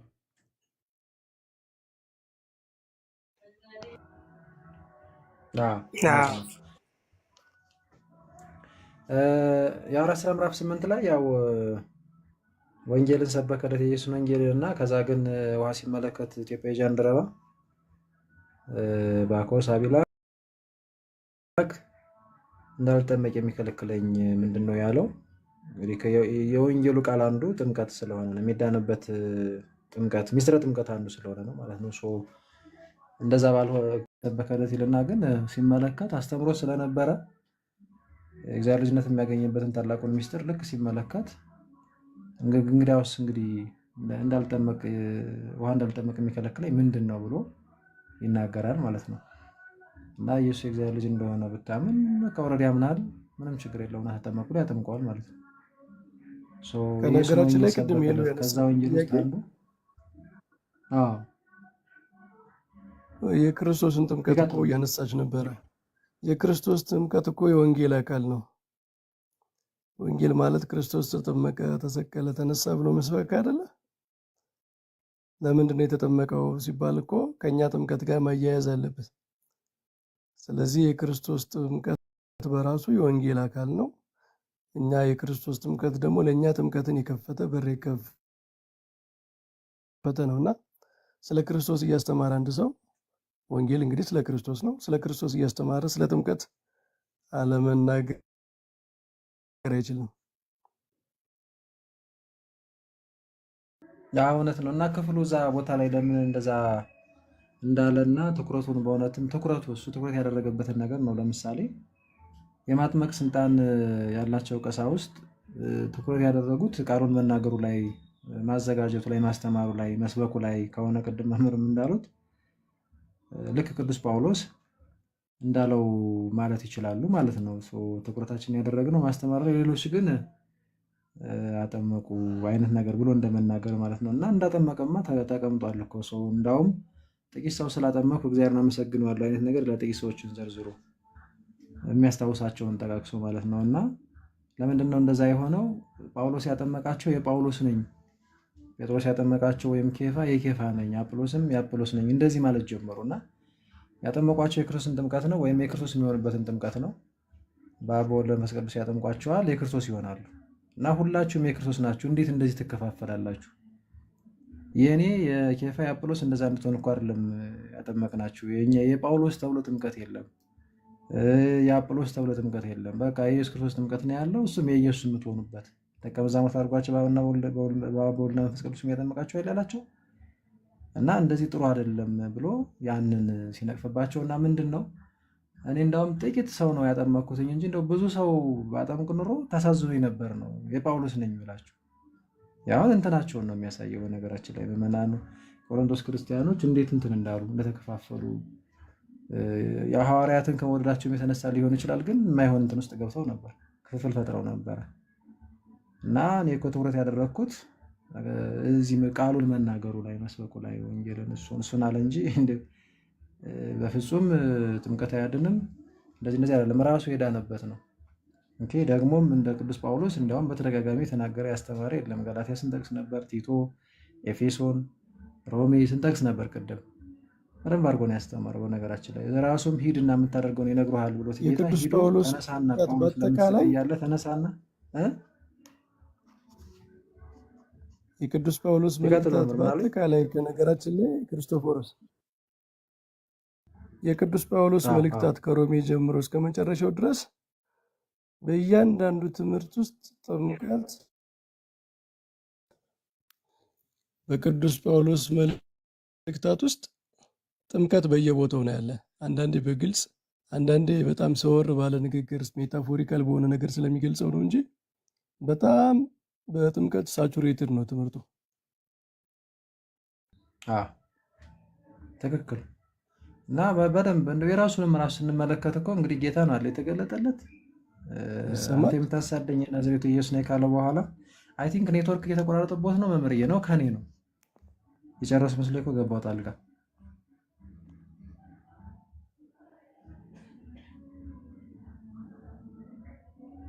ከማን ነው የሚቆራረጠው? ወንድሞች ከኔ ነው እሳቸው ጋር መሰለኝ። መምህር ይሰማዎታል? አይ ቲንክ ኔትወርክ ይዟችኋል። ያንተ ይሰማል ደህና። እሳቸውን ይዟቸዋል ማለት ነው። እሺ ምናልባት ብቻቸውን እያወሩ እንዳይሆን እንጂ ጥሩ ነገሮችን ያነሱ ነበረ። እኒያው በቃ እንዳሉት ነው ቅድም። ምንም ቅዱስ ጳውሎስ ራሱ እንግዲህ ጌታን የተገለጠለት እና በዚያው ጨርሰሃል፣ በቃ እንግዲህ በል ግባ ወደ አገልግሎት፣ ምርጥ አድርጌ ሾሜሃለሁ እንደዚህ አላለውም። በነገራችን ላይ ታዲያ ምንድነው የሚለው? የምታደርገውን ሂድ ይነግሩሃል ነው ያለው። አይገርምም? ራሱ ጌታ ተገልጦለት የላከው ግን አካሉ ወደ ሆነች ቤተክርስቲያን ነው። ለቤተክርስቲያን የሰጣ ስልጣን አለ ለአባቶች እና ሐናንያ ያሉ ያኔ ኤጲስቆጶስ ነው እሱ። በወቅቱ የነበረ ታላቅ አባት ነው። አይሁድ ሳይቀር በጸሎት የሚመሰክሩለት ይታወቃል። ቤተክርስቲያን ታሪክም ይታወቃል። ስለዚህ እንዲህ ጳውሎስ ለምን ትዘገያለህ? ተነስ፣ ስሙን እየጠራህ ተጠመቅ፣ ከኃጢአትህም ታጠብ ነው የተባለው። ስለዚህ ከኃጢአቱ የታጠበበትን ቅዱስ የሆነውን ጥምቀት ቅዱስ ጳውሎስ መጥቶ ኧረ ምንም እኮ ከኃጢአት መታጠብ ጋር ከመዳን ጋር ምንም አይነት ግንኙነት የለውም፣ ይገርማችኋል፣ እንደው ሊል አይችልም ሲጀመር እና ከራሱም ራሱ ህይወት ማለት ነው። ሂድ ተጠመቅ ተብሎ ነው ሄደው። የምታደርገውን ይነግሩሃል ነበር የተባለው። ከዛ ምንድን ነበር የቀረው? እንዲጠመቅ ነበር። ራሱ ጌታ እንኳን ተገልጦለት በዚያው ጨርስ ያደላለሁ። ናታን ጥንቃቄ ይፈልጋል። ሰዎች መመሪ ጨርሶ ሀሳቦትን ኔትወርክ አስቸገራለ። ኔትወርክ ትንሽ እያስቸገረኝ ነው። እየረበሽኳችሁ መሰለኝ። ይሰማል? ቆንጆ ነው። አይ ችግር የለም። አሪፍ ነው። ይቀጥል። የቅዱስ ጳውሎስ ትምህርት በጣም በጥምቀት ጉዳይ ሳቹሬትድ ነው። በጣም ከሮሜ ጀምሮ እስከ መጨረሻው ብናየው አንዳንዴ በግልጽ አንዳንዴ ታጥባቸዋል፣ ተቀድሳቸዋል በሚሉ ቃላት ጥምቀትን ኢማጅን እያደረገ በአእምሮ እየሳለ ነው የሚናገረው። ለምን መሰለህ?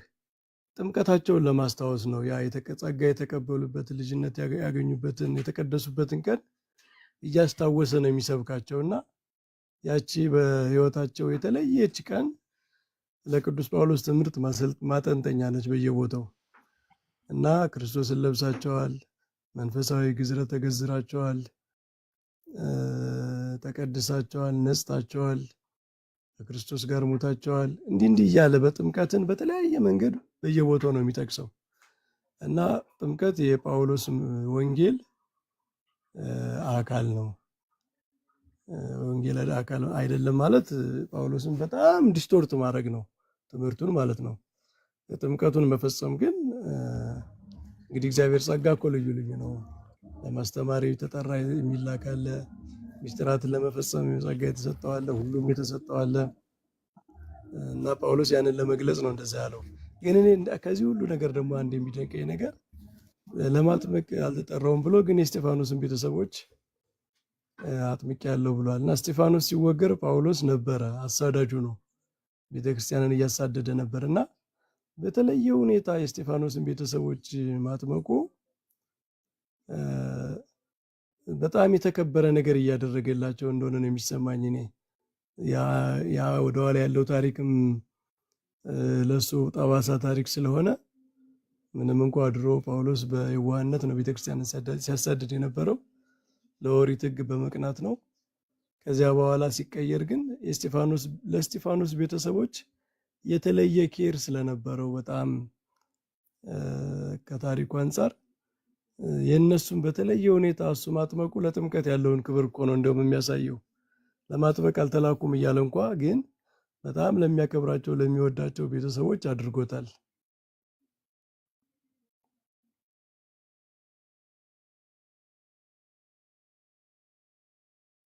እውነት ነው። በጣም ብሩኬ፣ ምናልባት የምታነሳው ፖይንት ከነበረ ቅድም በጥያቄ መልክ የምታነሳ የነበረው ያልተዳሰሰ ነገር ካለ አንሳሽ ወንድሜ። መምህር አነሱት።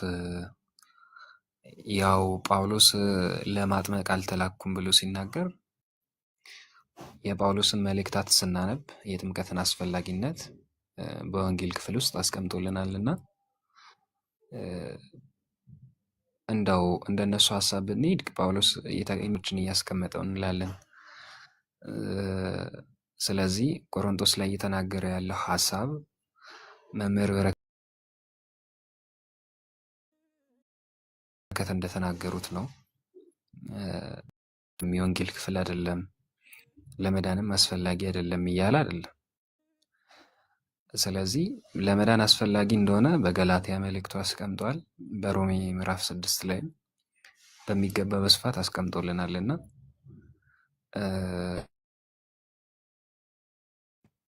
ለክርስትና መሰረት የሆነው ነገር የክርስቶስ ሞትና ትንሣኤ ነውና መሰረት የሆነውን ነገር የክርስቶስ ሞትና ትንሣኤን የምናገኘው ወይም ደግሞ የምንተባበረው ከክርስቶስ ሞትና ትንሣኤ ጋር አንድ የምንሆነው በጥምቀት በኩል እንደሆነ በስፋት አስተምሯል። ስለዚህ ይህንን ትምህርቱ ግልጽ የሆነ ትምህርት እያለ ጳውሎስ ለማለት የፈለገው እኮ እንዲህ ነው ብሎ መናገር ከጳውሎስ ሀሳብ ጋር እንደ መጋጨት ነው የሚሆነውና እንደዚህ አይነት ፍታቴም ከተያዘ ጳውሎስ ሁለት አይነት ተቃራኒ የሆኑ ነገሮችን እያወራ ነው ወደሚል ስለሚወስደን መምህር በረከት በደንብ አብራርቶታል ብዬ አስቡ። ነገር ግን የወንጌል ክፍል አይደለም ሲሉ ምን እያሉ ነው? ማለት ለድነት አያስፈልግም ወንጌል ሲባል እንደው እንዴት ነው? ሐዋርያት የሰበኩት ወንጌል ነው። በስብከታቸው ውስጥ ደግሞ ጥምቀት አለ። ለምሳሌ የሐዋርያት ሥራ ምዕራፍ 2ን ስናነብ ጴጥሮስ የሰበካቸው ሰዎች አሉ አይደለ? እነዛ ሰዎች ወንጌል ተሰበከላቸው፣ ልባቸው ተነካ። ከዛ ምን እናድርግ አሉ?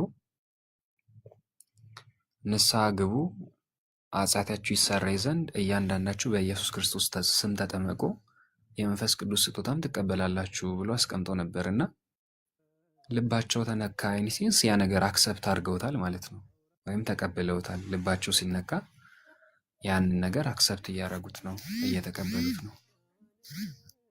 ስለዚህ ስላመኑን ነው ምን እናድርግ ብለው የተናገሩት።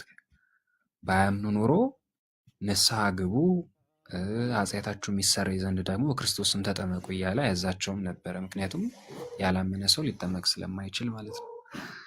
እና ሐዋርያቱ የወንጌል ክፍል አድርገው የኃጢአት ስርየት ሊገኝ የሚችለው በክርስቶስ ስልጣን ወይም በክርስቶስ ስም አምኖ መጠመቅ በጥምቀት በኩል እንደሆነና ሲጠመቁ ደግሞ የሚያገኙት የመንፈስ ቅዱስ ጸጋ ስጦታ እንዳለ ነግሯቸዋል። ስለዚህ የወንጌል ክፍል አይደለም ብለው ሲናገሩ ይህ ወንጌል አይደለም እያሉ ነው። እንደዛ ሊሆንባቸው አይችልም ወይ? ጴጥሮስ ይህንን ሲሰብክ ወንጌል እየሰበከ አይደለም፣ ይህ ወንጌል አይደለም ሊያስብል ይችላል። እና ከዛ በተጨማሪም ደግሞ ጌታ ኢየሱስ ክርስቶስ የተናገረው ነገር አለ። ማርቆስ ወንጌል ምዕራፍ 16 ላይ ያመነ የተጠመቀ ይድናል ብሎ ሲናገር ጥምቀት ከድነት ጋር ወይም ከወንጌል ጋር ከእምነት ጋር አልነጠለውም። ቅድም ቃል ሲናገር ደስ የሚል ነገር ተናግሮ ነበረ። እምነትና ጥምቀት በፍጹም ሊለያዩ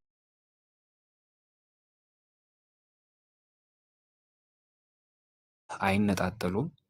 ድህነት የሚባለው ነገር የመጣው ሰው ሲያምን ወንጌል የተሰበከለትን ነገር አሚን ብሎ ሲቀበል ይጠመቃል፣ ድህነትን ያገኛል ወይም ዳግም ይወለዳል ማለት ነው። ስለዚህ ጌታ ከድህነት ነጥሎ አልተናገረም። ከወንጌል ለይቶ አይደለም የሚያስቀምጠው። የድህነት ሁሉ መሰረት አድርጎ ነው ከእምነት ሳይነጥለው ለድህነት መሰረት አድርጎ ዳግም የምንወለድበት አዲስ ልጅነትን የምናገኝበት እንደሆነ ተናግሯል። ዮሐንስ ወንጌል ምዕራፍ 3 እና ኤፌሶን ምዕራፍ 5 ጳውሎስ እንዳስቀምጠው ማለት ነው።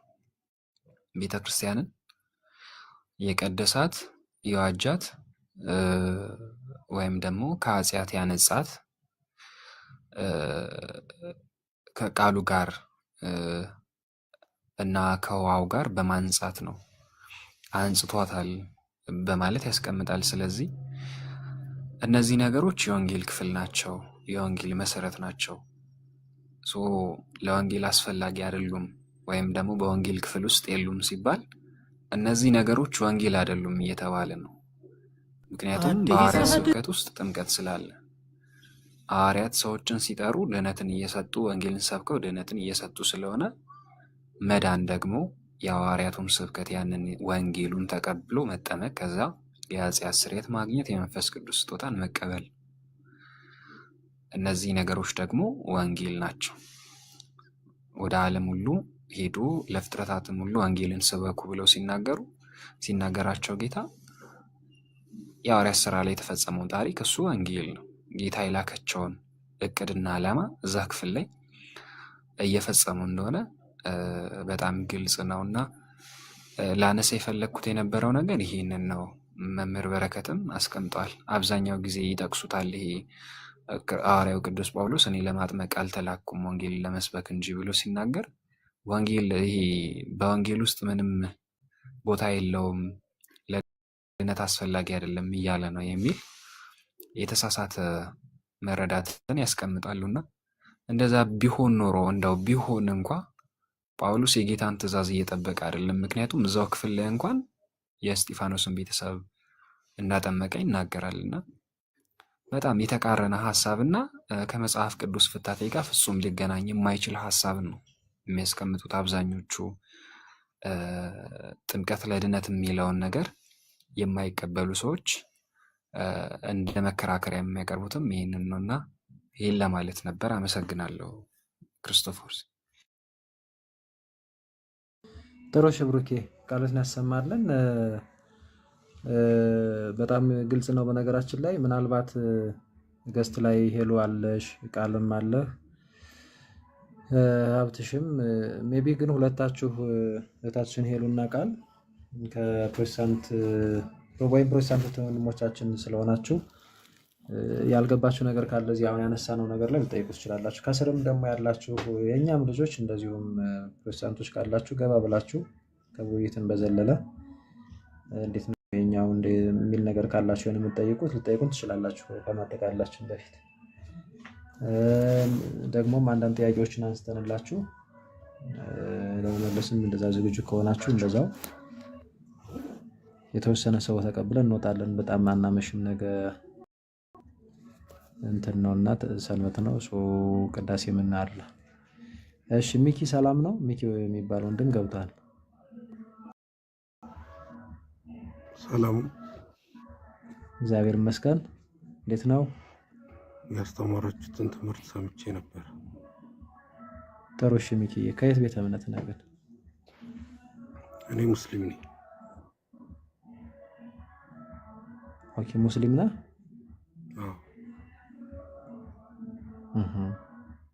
ስለ ክርስትና ምን ያህል ታውቃለህ ሚኪ? አይዶን በፐርሰንት አላውቀውም።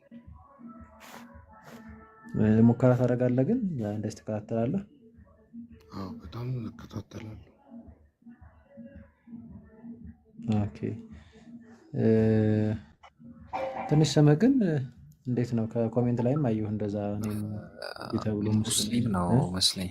ከዚህ በፊት ነው ያወራን ይመስለኝ ነው እንዴ? እኛም ስንጠይቅ ነበረ ስምህን ምናምን ስንል ያው ክርስትናን ጥያቄ ሲያነሳ ምናምን ነው የማውቀው እኔ።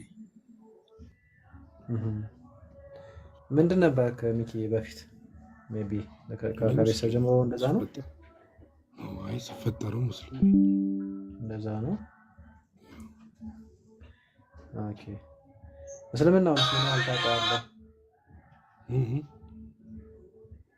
እስልምናው ላይስ ምን ያህል ታውቀዋለህ? ምን ያህል ማለት በደንብ ታውቀዋለህ? እንደዚህ አስተምሮ ነው? አዎ ይመስለኛል። ማላውቀውም ግን እጠይቃለሁ። አሁንም እንኳን እንደዚህ ምናምን ትከታተላለህ? እነ ፎይን ብሩክ አለ እዚህ ጋር ትከታተላቸዋለህ? የእኛም ልጆች አንዳንድ ነገሮችን ያወጣሉ። አይ ቅድም ስለ ጳውሎስ ስታስተምሩ እየሰማሁኝ ነበር እና እሱ ላይ ጥያቄ ለመጠየቅ ነበር። እኔ ሚኪ ምንድን ነው መሰለህ መምጣት ግን በጣም ወድጄዋለሁ። ግን እስቲ ብሩክ ጋር ትተዋወቃላችሁ፣ ፎሎ አድርገዋል። እሱ ፎሎ አድርገውና ወደ እነ ብሩክ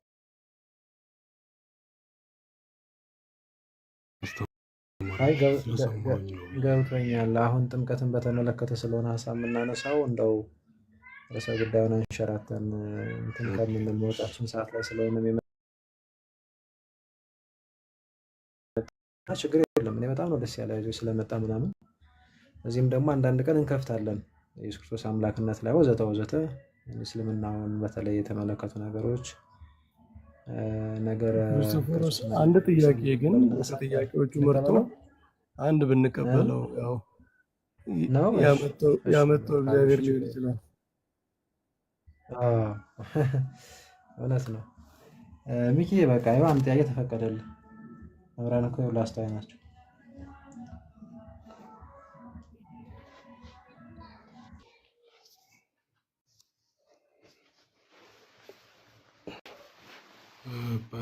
ጳውሎስና አለ ሚኪ አስተምሩት።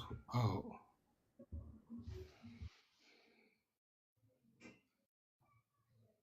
ቀጥል።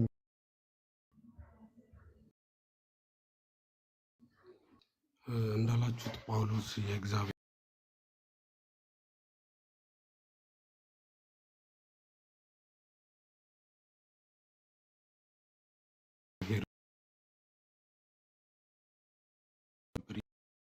እያደረገ የነበረው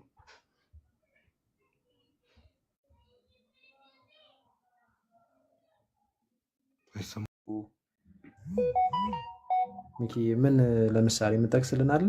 እንደዚህ መጥፎ ነገሮችን አድርገዋል ወይ ምናምን ብለህ ለምሳሌ የተገረዙትና ያልተገረዙት እንደዚህ እንደ ዲቪዥን ነበሩ አይደል?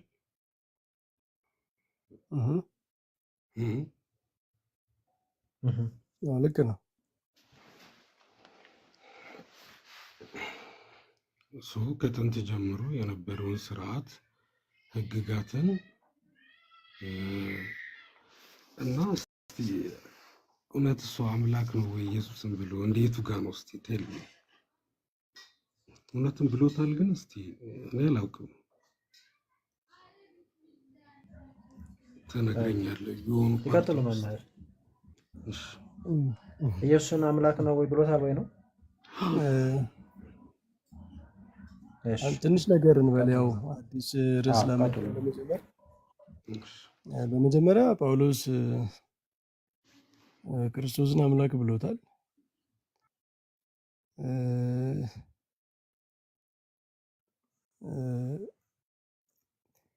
እንዲያውም እና እኮ ከሙስሊሞቹ ብዙ ጊዜ የምንሰማው ቅሬታ ጳውሎስ ነው አምላክ ያደረገው የሚል ነበረ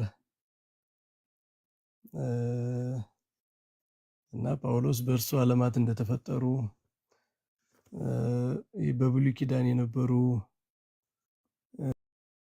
እግዚአብሔር ብቻ የሚነገሩ ነገሮች ለእሱ እንደተፈጸሙ እያስኩ ስለሆነ ጥቅሶቹን ትነግረኛለህ። ጥቅሶቹን እሺ።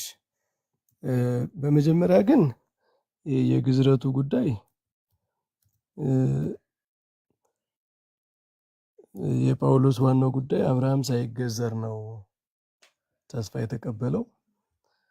በዘር አሕዛብ ሁሉ ይባረካሉ የሚለውን ተስፋ የተቀበለው ከግዝረት በፊት ነው። ስለዚህ ተስፋው ለተገዘሩ ሳይሆን ከግዝረት በፊት የተሰጠ ስለሆነ በክርስቶስ መምጣት የአሕዛብ ተስፋ ሲፈጸም ካልተገዘራችሁ ብለን አናስጨንቅም የሚል ትክክለኛ ትምህርት ነው። በእውነትም አብርሃም ተገዝሯል። ግን አብርሃም ከመገዘሩ በፊት ነው እግዚአብሔር ያገኘው ተስፋ የሰጠው።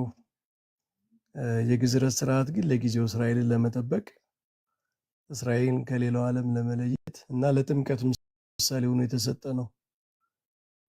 ስጋ በስጋ አካል የስጋ ሸለፈት እንደሚቆረጠው የልብ ሸለፈት አለማመን፣ ኃጢአት በመጨረሻው ዘመን እንደሚቆረጥ ለማሳየት እንጂ ከነገራችን ላይ እግዚአብሔር የፈጠረውን ፍጥረት ቆርጦ የሚያስተካክሉ ነው አይደለም።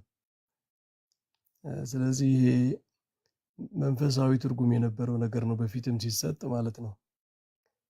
እና እሱ መፈጸሙን ነው ያሳየው። ጳውሎስ ብሉይ ኪዳን የአብርሃምን ታሪክ ተርኮ ነው ይሄንን ያደረገው። ነገራችን ላይ የጳውሎስ ብቻ አይደለም፣ የሐዋርያት ሁሉ የተስማሙበት ነው። ሐዋርያት ሁሉ ተስማምተውበት በኋላ በሲኖዶስም በአሕዛብ ላይ ብዙ የሚያስጨንቅ ነገር አናረግባቸውም፣ የሞተ ከመብላት የጤናን የሚጎዱ ነገሮች እንደሚያነቀውን ሳይታረድ የሞተን ለጣዖት የተሰዋን ብለው እኒን ይተው እንጂ ሌላ ጫና በእርጅና ተገዘሩ ብለን እንዲህ አይነት ጫና ክርስትናን ለመቀበል ጫና አናረግባቸውም ብለው ሐዋርያት ጭምር እንጂ ጳውሎስ ብቻ አይደለም። አንደኛ ይሄ ስለዚህ የጳውሎስን ሐዋርያነት ጥያቄ ምልክት የሚከት አይደለም። የቤተ ክርስቲያን ውስጥ ያለውን ችግር ግዴታ አሕዛብ ወደ ቤተ ክርስቲያን ሲመጡ መፈታት ስለነበረበት ነው። ክርስቶስን ለመቀበል በ40 ዓመት በ50 ዓመት በ90 ዓመት መገዘር ቅድመ ሁኔታ መሆን ስለሌለበት በፊትም ዓላማው እሱ ስላልነበረ ነው። የክርስቶስን አምላክነት የተመለከተ ግን ጳውሎስ የተናገራቸው ብዙ አሉ። ክርስቶፎሮስ እስከዚያ አዘጋጃቸው። እኔ ግን አንድ በጣም ኢንተረስቲንግ ጥቅስ ልንገረው፣ ሌላም ጊዜ አሁን ብዙ ማውራት ስለማንችል በረከት ቅርታና ግን ራሱ ኢየሱስ ግን እሱን ሐዋርያ አድርጎታል። ራሱን እኮ ነው አይደል የሾመው? አይ ኢየሱስ ነው እንጂ ያለው በደማስቆ መንገድ ላይ ተገልጦለት እኮ ለምን ታሳድደኛለህ ብሎ አይ ሉቃስ ወንጌል ላይ እኮ ራሱ የሾማቸውን ነግሮ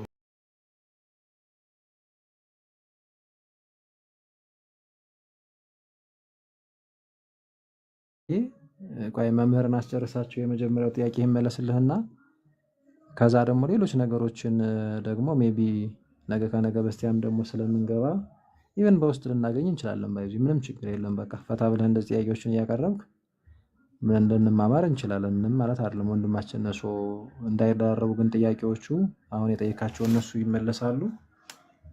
አንዱን በደንብ ይዘው ከዛ በኋላ እንደዛ ቢሆን ነው የሚሻለው። ይቀጥሉ መምህር። ድምፅም ስላለ የህፃን ድምፅ እስቲ ሚዩት አድርገው በደንብ ተከታተላል። እሺ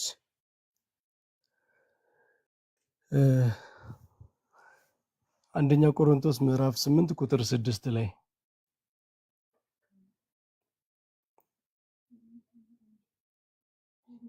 አንደኛ ቆሮንቶስ ምዕራፍ 8 ቁጥር 6 ላይ አንደኛ ቆሮንቶስ ላውጣ መምህር? እኔም አውጥቻለሁ፣ ማንበብ እችላለሁ። እሺ እሺ። ስንት ላይ? ለእኛስ ነገር ሁሉ ከእርሱ የሆነ እኛም ለእርሱ ይሆን አንድ አምላክ አብ አለን።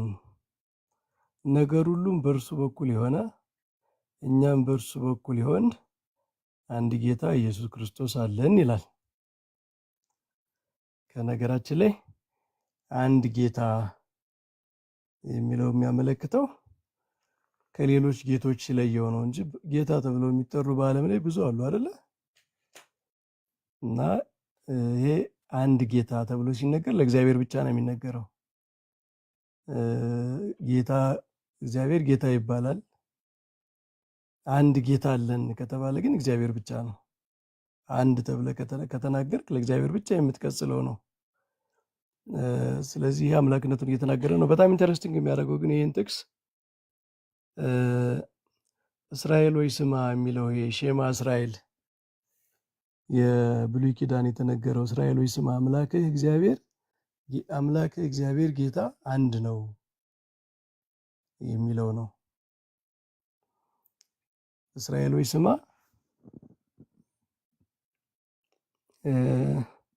ዘዳግም 6 ነው አይደለ ክርስቶፈር?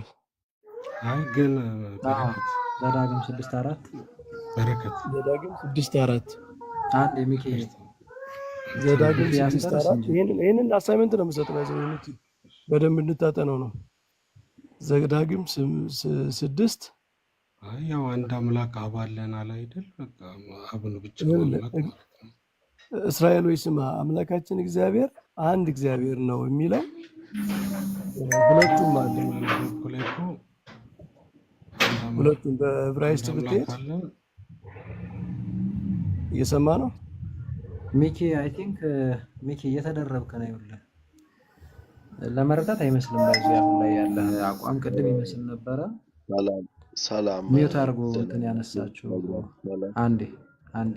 ኧረ ፕሊስ እንዴ ምን ሆናችሁ ነው?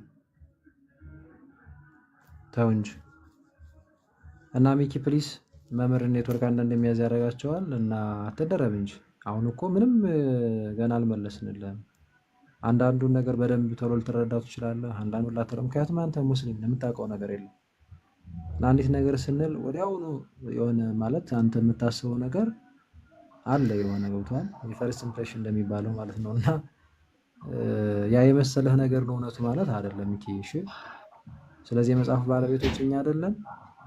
እሱን እንኳን ቁርአን የሚናገራልና ተከታተለን ምናምን መልሳችን እንጨርስኛ አይሻልም? ሚኪ ለመረዳት ከሆነ አይ ካልሆነ ግን ባንረባበሽ ነው ይሻላል። መጀመሪያ ላስረዳህና ከዛ መጀመሪያ ልጨርስ። አይ ቆይ ተረድተህ ጨርስ መጀመሪያ ምንም እኮ ፕሎቴን አልጨረስኩም። ዘዳግም 6:4 ላይ አምላካችን እግዚአብሔር አንድ እግዚአብሔር ነው ይላል። አምላካችን እግዚአብሔር ማለት አምላክ እግዚአብሔር የሚለው ሎርድ የሚለው ቃል ነው። አምላካችን እግዚአብሔር አንድ እግዚአብሔር ነው የሚለው ቅዱስ ጳውሎስ ነገራችን ላይ ይህንን ቃል ነው ክርስቶስን እዚህ ውስጥ ነው ያስገባው። ይህን እዚህ ውስጥ ነው ያስገባው እና አምላክ የሚለውን ለአብ ሰጠ፣ እግዚአብሔር የሚለውን ሎርድ የሚለውን ለክርስቶስ ሰጠ። ይህንን በጥንት አሰፍ ማለት ነው። የእስራኤል አምላካችን እግዚአብሔር አንድ እግዚአብሔር ነው ብለው የተናገሩበትን ንግግር ለአንዱ ለያህዌ ለአንዱ አምላክ የተናገሩትን ንግግር አምላካችን እግዚአብሔር የምትለዋን ቃል አምላካችን በሚለው አብን እግዚአብሔር በሚለው ሎርድ በሚለው ማለት ጋድ አምላካችን ጋድ የሚለው አብን አምላካችን እግዚአብሔር ሎርድ የሚለውን ደግሞ ለክርስቶስ ሰጥቶ ይሄ የእስራኤልን የአንድ አምላክ እምነት መግለጫ እና ይሄ ሸማ እስራኤል የእስራኤል የአንድ አምላክ መግለጫቸው ቅዱስ ጳውሎስ የክርስቲያን ቨርዥኑን ነው የነገረን። ክርስቶስ እዚያ ውስጥ ገብቶ ሲነገር እንዴት ነው የሚለውን ነው የነገረንና አንደኛ በአንድ አምላክ ውስጥ አስገባው እና በእስራኤል ደግሞ አንድ አምላክ ማለት የሚፈጥር ነው። ነገራችን ላይ ፈጣሪ ነው። እግዚአብሔር አንድ አምላክ፣ ብዙ አማልክት ሊኖሩ ይችላሉ። ፈጣሪ ግን አንድ አምላክ ነው። የሚፈጥር አንድ አምላክ ነው። እስራኤል እንደሚያምኑት የእስራኤልን መጽሐፍት ከጫፍ እስከ ጫፍ ብታነበው አንድ አምላክ ማለት የሚፈጥር ማለት ነው። ይሰማላል ክርስቶፎርስ? አዎ ይሰማል። ምሪ ቀጥል። ስለዚህ ፈጣሪነቱ እንግዲህ ከዚህ ከሸማ እስራኤል ውስጥ አስገባው። እስራኤል ወይ ስማ ከሚለው አምላካችን እግዚአብሔር አንድ ነው የሚለው እንደ ክሪድ ነው። እንደ ነገራችን ላይ እኛ በአዲስ ኪዳን ጸሎት ሃይማኖት እንደምንለው እስራኤል የሚሉት ነው። በዚያ ውስጥ አምላካችን ጌታ አምላካችን በሚለው ውስጥ ጌታ በሚለው ክርስቶስን አምላካችን በሚለው አብ አስገብቶ በአንድ አምላክ ውስጥ ተናግሯል። ሁለተኛ ታዲያ እንዴት ነው ታዲያ ክርስቶስ እዚያ ውስጥ ከገባ ፈጣሪ የሚባለው? በአንድ አምላክ ማለት ሁሉን የፈጠረ ነው። ስለዚህ አብና ወልድ መንፈስ ቅዱስ ሶስቱ አምላክ እንዴት ይፈጥራሉ ብለህ ብትጠይቀኝ የሚለውን ደግሞ ሲመልስ ምን አለ? በጣም የሚደንቀው ለእኛ ነገር ሁሉ ከእርሱ የሆነ አለ። ነገር ሁሉ ማለት ፍጥረት ሁሉ ማለት ነው። ፍጥረት ሁሉ ከአብ ነው ከእርሱ ነው አለ። ለወልድ ደግሞ ሲናገር ምን አለ? ፍጥረት ሁሉ በእርሱ በኩል የሆነ አለ። አየህ፣ ፈጣሪነቱንም እየተናገረ ነው። ኤቭሪቲንግ ኢዝ ፍሮም ዘ ፋዘር ስሩ ዘ ሰን። ከአብ ነው የሚነሳው ፍጥረት ሁሉ። የፍጥረት ኃይል እቅድ በወልድ በኩል ነው የተፈጸመው። በወልድ በኩል ሁሉ በእርሱ ነው የሆነው እያለ ፈጣሪነቱንም ተናገረ እና ቅዱስ ጳውሎስ የክርስቶስን አምላክነት ተናግሯል። ከዚያ ውጭ በጣም በግልጽ ዕብራውያን 1 ላይ ለምሳሌ ዓለማትን በፈጠረበት በልጁ ተናገረን ይላል እና የሚፈጠር ታዲያ እግዚአብሔር ነው እንጂ ማን ነው? መቼም ፍጡር ፈጣሪ ሊሆን አይችልም። እግዚአብሔር በፍጡር ዓለምን ፈጠረ ሊባል አይችልም እና ቅዱስ ጳውሎስ ስለ ክርስቶስ የተናገረ ሁሉ አምላክነቱን የሚገልጽ ነው። ግን እናንተ ሙስሊሞች የምትቸገሩበት ነገር ቅዱስ ጳውሎስ ክርስቶስን ብቻ ነጥሎ አምላክ እንዲሌላችሁ ነው የምትፈልጉ። እሱ ችግር ነው። እንደዚህ ካለ ሌላ አምላክ ያስመስለዋል። አየህ፣ ክርስቶስ ራሱ በወንጌል አባቴ ከአብ ወጥቼ መጥቻለሁ፣ አባቴ ያዘዘኝን እፈጽማለሁ እያለ ሲናገር የነበረው የተለየ አምላክ እንዳልሆነ፣ ከአብ የተለየ የራሱን የቻለ አምላክ ተደርጎ እንዳይታሰብ ነው። አምላክነቱ ከአብ ጋር አንድነት ነው። የእግዚአብሔር ልጅ በመሆኑ ነው አምላክ የሚባለው። ከአባቱ ሳይነጠል ነው። ስለዚህ ራሱን የቻለ አምላክ አድርጎ እንዲሰብክ ነው የምትፈልጉት። ይሄ ትክክል አይደለም። ይሄ ቢሆን ኖሮማ ብዙ አማልክት የሚፎካከሩ አማልክት እንዳሉ ይታሰብ ነበርና ምን መሰለ በወንጌልና በመልእክታት ስለ ክርስቶስ አምላክነት የተነገረው ክርስቶስ እንዲህ ብሎ ይናገርልን ብሎ ሰዎች በሚያስቡት ሳይሆን እግዚአብሔር አፕሮፕሪየት እንደሆነ ባሰበው መንገድ ነው እና እሱ በወደደ በሚመቸው ሚስጥር በማያፋልሰው በትክክለኛው መንገድ ተናግሯል። ክርስቶፎሮስ እዚህ በላይ ወደ ክርክር እንዳንገባ በጣም ስለደከመን እና ቆይተን ይመስላል ይሄን እንዲያነበው ነው ወንድማችን ጥቂት አሁን ከሰማው ቃል ያሰማልን በረከት ሚኪ ይሰማል። ሚኪ ምናልባት ከዳዊት ጋር መቀጠል ይችላል። አይ እኔ አሁን ጥቂት ነገሮችን እኔ እኮ ሌላ ነገር አይደለም አሁን ባስረዳኝ ሚኪ ቆይ ተረጋጋ። ቆይ ፕሊስ አስወራኝ አንዴ። ቆይ ወንድሜ ጥቂት ነገሮችን ልጨምርልህና ከዛ መልሰህ ምናልባት እንግዲህ ልጠይቃል ከአንዴ እድል ሰጥህና ከዛ ውጭ ቅድም ያልኩህን ነው እንትን የምንለው። አንዳንዴ ይውላችሁ እንደ ይሄ ምንድነው ዘላለማዊ ህይወትን እንደሚናፍቅ ሰው እንደ ፖለቲከኞች ራሱ በነገራችን ላይ አንዳንዴ ዲሲፕሊን አላቸው እና አንዳንዴ እነሱ ሊበልጡን አይገባም። መተዛዘን የሚባል ነገር ሊኖረን የሚገባል ብዬ አስባለሁ። ሰው እንግዲህ ከየት ወደ የት እንደተቀበልንህ ትረዳለህ ሚኪም እና እኔ ብቻ የምንሰጥህን መልሶች ይዘህ ከዛ ደግሞ ሌላ ጊዜ እንደባለፈው እንደዚህ መልሳቸው ነበርና እዚህ ጋር አልገባችኝም አንተም በደንብ አይተኸው ብትል ነው መርጠው። እሱም ግን ባይሆን እድል ሰጥህ እችላለሁ ጥር አድርገህ አቅርበህ ከዛኛ መልሰንልህ ሌላ ጊዜ ደግሞ በስፋት የምንገናኝበት ጊዜ ስለሚፈጠር እዛ ላይ ምክንያቱም አሁን በሰበር ነው ያስገባነው እውነት ለመናገር እሱን አንተም እንድትረዳን ነው። ከዛ ውጭ ይኸውልህ ቅዱስ ጳውሎስ አንደኛ ገና ከመነሻው አንዲት ነገር ተናገርክ አንተ ደርበህ ማለት ነው። እንዴ ኢየሱስ እኮ የሾማቸው ሌሎች ነው እንጂ እሱን አልሾመውም የሚል ነው። ያኔማ እሱ ከአይሁድ ወገን ነው አሳዳጅም ነበረ በነገራችን ላይ እና ይህ በመልእክቱ በጣም የተቀመጠ ነው። በኋላ ግን ጌታ ከጠራው በኋላ የሐዋርያት ሥራ ምዕራፍ 9 ላይ እንደምንመለከተው ራሱ ተሳዳጅ ሆነ። ዕለት የአብያተ ክርስቲያናት ጉዳይ የክርስቲያኖች ጉዳይ የሚገደው ሆነ። ሁለተኛ ቆሮንቶስን ምዕራፍ 11 ሙሉ ልታነባው ትችላለህ። ምን አይነት መከራ የደረሰበት ክርስቶስ ኢየሱስን እንዴት እንደሰበከው ማለት ነው። ጌታ ከጠራው በኋላ አስቀድሞ አሳዳጅ የነበር በቃ ኢየሱስ ክርስቶስ የናዝሬቱ ኢየሱስ እንደዚህ ሲባል በጣም በቃ ክርስቲያን ሲባል አምርሮ የሚጠላ ማለት አምርሮ እጅጉን የሚጠላ ሰው ነበር። ኦሪትንም የተማረ ነው። በዛው ጸንቶ ለመቆየት እንደዛ የሚያምን የነበረ ሰው ነው እና ለይሁዲ እምነቱ ቀንቶ ክርስቲያኖችን ያሳድ የነበረ ሰው ክርስቶስን ያሳድ የነበረ ሰው ነው። የሐዋርያት ሥራ ምዕራፍ 7ን ብትመለከተው እስጢፋኖስ ሲወገር እስጢፋኖስ የዲያቆናት አለቃ ነው። እሱ ሲወገር ሐዋርያት ከሾማቸው ዲያቆናት መካከል 7 ዲያቆናት መካከል አለቃ ነው እሱ እና ሲወገር እሱ ልብስ ጠባቂ ነበር። የሚገርመው ከሱ መወገር በኋላ ነው ጳውሎስ የሚጠራው። ኢቭን ክርስቲያኖችን ሊያሳድር ሊያርድ ሊያሳስር ሲሄድ ነው በመንገድ ላይ ጌታ የተገለጠለት። ገብቷል። እንደዚህ ባለ ታላቅ የሆነ ተአምር የተጠራ ታላቅ አባት ነው። በስነ ምግባሩ እጅጉን የተመሰከረለት ድንኳን እየሰፋ ወንጌልን ተዟዙሮ ያስተማረ ታላቅ አባት ነው። ባይዚ የትኛውንም የመጽሐፍ ቅዱስ ክፍልም የቤተክርስቲያን ታሪክ ብታነብ ስለ ቅዱስ ጳውሎስ እኔ እንጃ እውነት ለመናገር በሱ ልክ ራሱ በጣም እንደው ከይቅርታ ጋር ወንጌልን ተዟዙሮ ያስተማረ አካል አለ እኔ ብዬ በግሌም አላምንም። አይ ቲንክ ቤተክርስቲያን ይሄንንም በቅዳሴው የሚያስቀምጠችው ነገር ነው፣ ይታወቃል። ይሄ የሚታወቅ ነው እና እኔ እንደውም ምን ልትል ፈልገህ ነው ስለ ቅዱስ ጳውሎስ ምን ሰምተህ ነው የሚል ነገር አጭሮብኝ ነበርና እውነት ለመናገር ስለ ቅዱስ ጳውሎስ እኔ እንጃ ብታነብ በደንብ ትረዳዋለህ ብዬ አስባለሁ። ለማንኛውም እሱ ነው ራሱ የጠራውና ምርጥ አድርጎ የሾመው እሱ ነው፣ አገልጋይ አድርጎ የሾመው ማለት ነው። ይህንን ትይዝና ከዛ ግን ቅድም ጥሩ ነው የመለሱልህ ማለት መልካም ነገሮችን ጥቅሶችን የመለሱልህ፣ ግን ቀረብ ያሉ ጥቅሶችን ደግሞ ለምሳሌ ልንጠቅስልህ እንችላለን። 1 2 3 ጥቅሶችን ብቻ ሳላበዛ ልጥቀስልህ። ለምሳሌ ሮሜ ምዕራፍ 9 ቁጥር 5 የምትመለከተው ሚኪ አባቶችም ለእነርሱ ናቸውና አለ እና ከእነርሱም ክርስቶስ በስጋ መጣ አለ።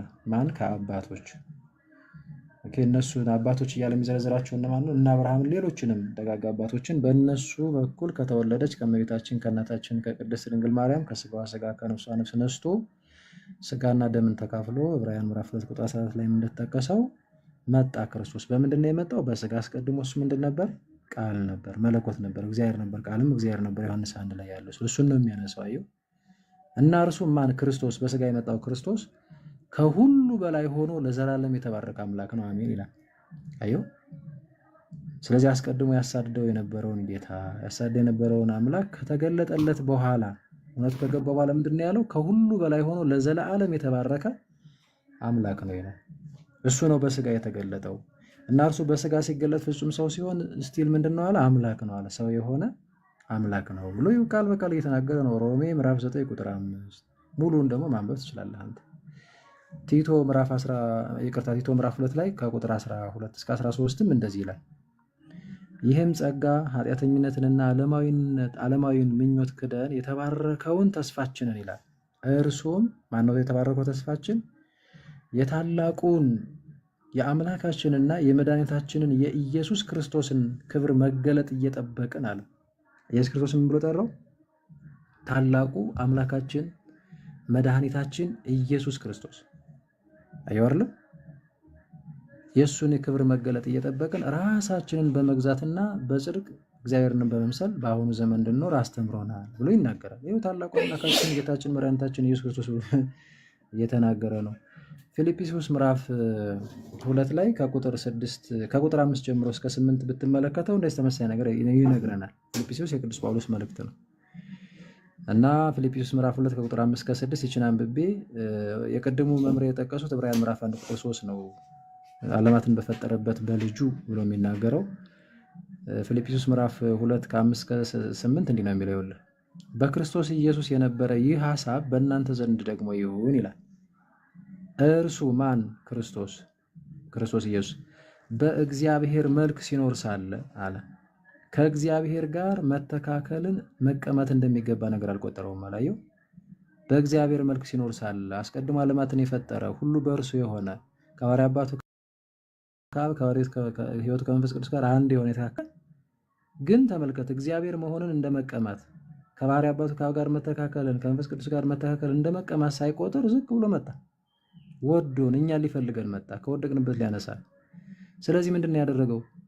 ይህንን እንደ መቀማት ሳይቆጥረው ነገር ግን የባሪያን መልክ ይዞ በሰው ምሳሌ ሆኖ ራሱን ባዶ አደረገ። በምስሉም እንደ ሰው ተገኝቶ ራሱን አዋረደ፣ ለሞትም ይሄው የመስቀል ሞት እንኳ የታዘዘ ሆነ። አላየው። ሊሞት ነው የእኛን ስጋ ገንዘብ ያደረገው። ስለዚህ እርሱ እግዚአብሔር የሆነው አስቀድሞ ዓለማትን ሁሉ የፈጠረው ከባሕርይ አባቱ ከአብ ጋር አንድ የሆነ የተካከለው እሱ ነው። በራሱ ፈቃድ በባሕርይ አባቱ ፈቃድ ነው በመንፈስ ቅዱስ ፈቃድ ዝቅ ብሎ መጥቶ የእኛን ሞት የሞተልን ቤዛ የሆነን እያለ ነው።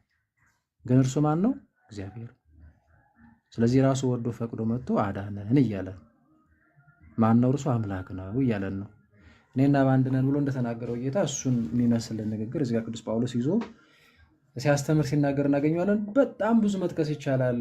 የሚገርም አንድነት ሶስትነትን በተመለከተ በጣም መልእክቶቹ እንዲያውም ብዙ ጊዜ ቅዱስ ጳውሎስ የሚታወቅ ነገር ነው እና እነዚህ ነገሮች ብታይ መልካም ነው። ሜይ ቢ አንሳና ዲያቆን ዳዊትም ስለመጡ ሜይ ቢ አብዛኛው የሙስሊም ሊቃውንት ክርስቶስ አምላክ ብሎ የተናገረ ጳውሎስ ነው እንጂ በፊት አልነበረም እያሉ ነው የሚከሱ። ትክክል። ብዙ ጊዜ እንደዛ ይላሉ።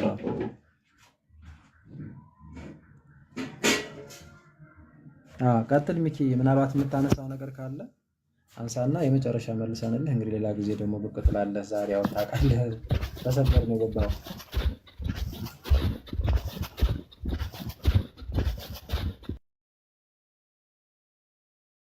ሚኪ አለ። ዲያቆን ዳዊት እንኳን ደህና መጡ። ሰላም ለሁላችሁ ይሁን። ክርስቶስ ረዥም ጊዜ ሆኖኛል ለዚህ ከመጣሁ። ያው ስራ ላይ ነኝ ግን እየሰማሁ ነው። ጥሩ ውይይት ነው። ስራም ላይም ስለሆንኩ ያው ግን እየሰማኋችሁ ነው። እሺ ዲያቆን እንኳን ደህና መጡ። ወረደ እንደ ሚኪ አለ አይደል? አለ። ተመቸህም? አይ ቲንክ በቃ እሱም አልተመቸው ይመስለኛል። እንግዲህ ሌላ ጊዜ በደንብ ሰፋ አድርገን እንመልስለት። ሜይ ቢ እንደዛ ይሻላል። በቃ እናጠቃልና እንውጣ ይመስለኛል። መምህር ሄኖክ አሉ እንዴ?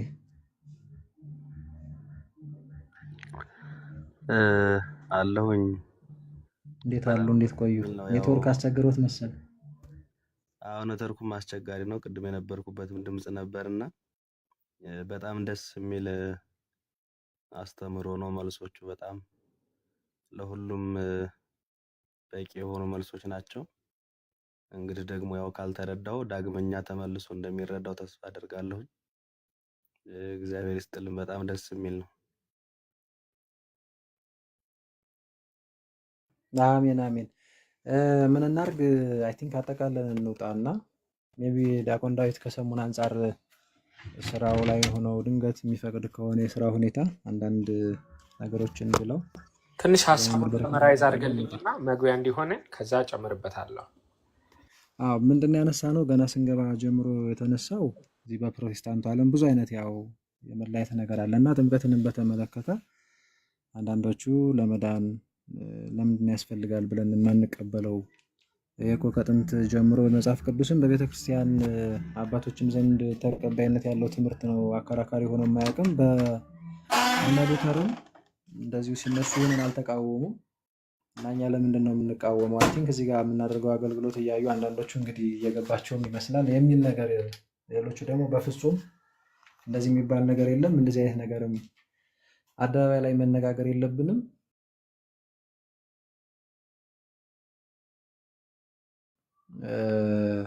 ኦልሬዲ በካውንስል ደረጃ ተስማምተው አንድነን ብለው የመዳን ትምህርቶቻችንም 5ቱ ሶላዎች ብቻዎች ናቸው ብለው አባቶች እሱን ነው መከተል ያለብን። ለመዳን እንደዚህ የሚሆን ነገር አይደለም። በቃ ዝም ብለን እምነት ብቻ ነው እንላለን። ክብር ለእግዚአብሔር ብቻ ነው ወዘተ ወዘተ እነዚህ 5 ሶላዎች እንላለን። በዚህ እንውጣ እንግባ እና እዚህ ቲክቶክ ላይ የሚሰጠን አጀንዳ እንቀበል እምቢ እንበላችሁ አይነት ነገር ተመልክተን ያን መነሻ አድርገን በእንተ ጥምቀት ብለን ገባን። እንግዲህ መሀል ላይ ወንድማችን ሚኪ አይ ቲንክ ይከታተላል ይመስለኛል። ቅዱስ ጳውሎስ ጥምቀትን በተመለከተ እንዳስተማረ እንትን ስንል እንዴ ሲጀመር ጳውሎስ በጌታ የተሾመ ነው ወይ ደግሞ እሱ ኢየሱስ ክርስቶስ እንዳይሆን የደረሱ እሱን ነገር አነሳን እና አጠቃላይ ሀሳቡ ይሄ ነው። ጥሩ ጥሩ ሀሳቦችን ስናነሳ ነበር። ቃል ወንድማችንም እና ሄሉ ኦልሬዲ እያገኘኋትም ነው። እኔ በተለይ ከሌሎችም ጋር ትገናኛለች። መንገድ ላይ ያለች እህት ናት። በደንብ እያገናዘበች እሷም አንድ ወንድም ገብቶ ስትሞግተው ነበረ። ትንሽ ግራ አጋቢ የሆነ መልስ እየመልስላት፣ ቃልም ደግሞ ጥምቀትን እኔ ከቃል ሕይወት ነኝ፣ ግን እኔ ጥምቀትና እምነትን አልነጥልም ያለ ወንድማችን ነው ዛሬ ያገኘ ነው። በደንብ እየተከታተለ ያለ ወንድም ነው። እንደዛ ነው ዲያቆን። መጨረሻው ወንድማችን መስልም ነበር ማለት ነው። የመስልም ጥያቄ ነው። ሙስሊም በአጭሩ ከዛ ብጀምር፣ በነገራችን ላይ ክርስቶስንም የሰቀሉት እኮ አምላክ ነኝ ስላለ እኮ ነው። ለዛ እኮ ነው የሰቀሉት። እና ይሄ አርጊመንት የቱ ጋ ነው ክርስቶስ አምላክ ነኝ ያለው፣ የቱ ጋ ነው ስለ ክርስቶስ አምላክነት የተጻፈው የሚባለው ነገር ቁርአኑ ራሱ አይመሰክርባችሁም ወይ የሚል ጥያቄ አለኝ። ሱራ 4 ላይ ነው ሱራ 5 ላይ ክርስቶስ መጨረሻ ላይ እኮ አላህ ይገስጸዋል ይላል። ሰዎች አንተን ተከትለው አምላክ ነህ ብለው ተቀብለዋልና ለዚህ እኮ ይቅርታ ይጠይቃል ይላል ክርስቶስ ራሱ ቁርአኑ ላይ ማለት ነው። እና ከዚህ የምንመለከተው ምንድን ነው? ኦብቪየስሊ ክርስቶስ ያደረጋቸው ስራዎች ከእስላሚክ ፐርስፔክቲቭ ማለት ነው፣ ከመጽሐፍ ቅዱሱ አይደለም። ከእስላሚክ ከቁርአኒክ ፐርስፔክቲቭ የሰራው ስራ፣ ያደረገው ድርጊት፣ የተናገረው የሰበከው ስብከት በሙሉ አምላክነቱን የመሰከረበት ነው ተብሎ አላህ በኋላ እንደሚገስጸው ራሱ ቁርአኑ እኮ ይመሰክራልና it's really I think የእውነት kind of like overplayed argument ይመስለኛል። እዛው የሆሳዕና ራሱ እንትን እለት እኮ የምንማረው ምንድን ነው? when he was sitting on a donkey and coming in ይሄ በቃ አምላክ የሚያደርገው ስራ መሲህ የሚያደርገው በትንቢት ላይ የተጠበቀው ስለሆነ እኮ ነው ሊያስሩት የፈለጉት እና ድርጊቱ በሙሉ የአምላክን ስራ የማድረግ ነውና እንደው ቃል በቃል እዚህ ጋር እንደዚህ ምናምን አሳዩኝ ምናምን የሚለው ብዙም አያስኬድም ወንድሞች የእስላሞች ሙስሊሞች ማለት ነው ወንድሞቼ እህቶቼ ወደ ፕሮቴስታንቱ ስንመጣ አንድ አይ ቲንክ ቢግ ሚስኮንሰፕሽን ምንድን ነው በተለይ በጥምቀት በቅዱስ ቁርባን በምናምን ፌይት አሎን ሶላ ፊዴ የሚለውን እኛ ስንጠመቅ it doesn't mean that we are deserving of grace. I want ይሄ በደንብ ሊሰመርበት ያስፈልጋል በኦርቶዶክስ ቤተክርስቲያን ስለተጠመቀን therefore we are deserving of grace እያልን አይደለም ዋናው መሰረቱ በጣም ሚስ የሚያደርጉት ይህንን ይመስለኛል እንዲህ በእምነት ነው በስራችን አይደለም ብለው ሲከራከሩ ጥምቀትን as if like okay ስለተጠመቅኩ ክሬዲት አግኝቻለሁና አሁን I deserve God's mercy no የእግዚአብሔር መርሲ በተለይ መስቀል ላይ ያደረገውን ጸጋ we are undeserving ጥምቀት ታዲያ ለምን አስፈለገ ስንል ያንን የሰጠንን gift የምናገኝበት ሜካኒዝም ነው it's not because we're deserving ለምሳሌ ባለቤቴ ለኔ gift ብትገዛልኝ እንደዚሁ ስለወደደችኝ ያንን gift በሆነ ቦክስ ውስጥ አድርጋ ብትሰጠው እኔ ቦክሱን ስከፍተው ጊፍቱን ያገኘሁት ቦክሱን ስለከፈትኩት አይደለም ጊፍቱን የማገኘው ቦክሱን ስለምከፍተው አይደለም ጊፍቱን ያገኘሁት ለምንድን ነው ባለቤቴ እንዲሁ ስለወደደችኝ በቃ ለልጆቻችንም ጊፍት ስንሰጥ የሆነ በአስረን አሽገን አይደል እንዴ ከዛ ልጆቹ ያንን ስጦታ መክፈት አለባቸው ስጦታውን ግን ስለሚከፍቱት አይደለም ስጦታ የምንሰጣቸው እንደዛ እኮ እንደማለት ነው አሁን ክርስቶስ ጸጋ የድህነት ጸጋ መስቀሉ ላይ ሰጥቶናል ያ ግን በሚስጥር የተያዘ ነው ማለት ነው ሰባቱ ቤተክርስቲያን ሚስጥራት የምንላቸው ለዛ ነው ጥምቀት የሚያስፈልገው እንጂ it's not because ስለተጠመቀን all of a sudden we are deserving of grace ማለት አይደለም እና ይህንን ደግሞ ምናልባት የፕሮቴስታንት ወንድሞች ካላችሁ ይህንን እንድታስቡበት ለማለት ነው ምናልባት ያጎደልኩት ነገር ካለ መምህር በረከትም እዚህ አሉ እንግዲህ ያርሙኛል ማለት ነው አራ ቆንጆ ማብራሪያ ነው መምህር ቃል የተሰማል ይቀጥሉ በዛው መምህርዬ ድምጽ አለ እኔ ጋር ከሰፈርኮ በእኔ በኩል እንኳን ጨርሻለሁ ምናልባት አዲስ ሀሳብ ከሌለ በስተቀር ቃሌት እናሰማለን ዲያቆን ዳዊት መምህር በረከት ይጨርሱና በዛው በጸሎት ይዝጉ ይበቃናል መሸሽ ትንሽ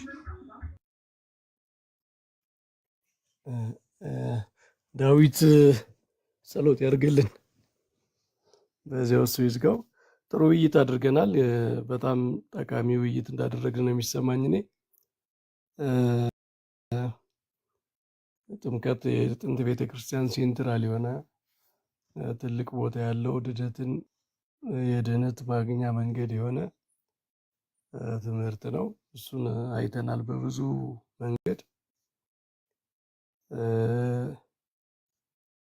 እና በዚህ በትልቁ ዶክትሪን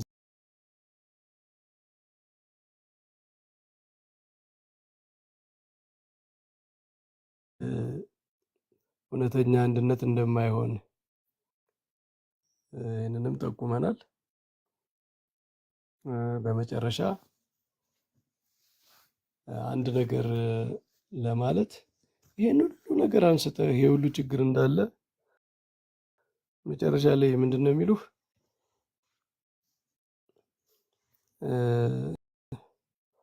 ጂሰስ ሴቭስ ይለዋል ማለት ይሄንን የተካርን ይመስል ይሄንን የተቃወምን ይመስል ማለት ነው እኛ እኮ የክርስቶስን ትምህርት በመላእክት በምላስ ሳንሸራርፍ እንቀበል እያለ ነው እንጂ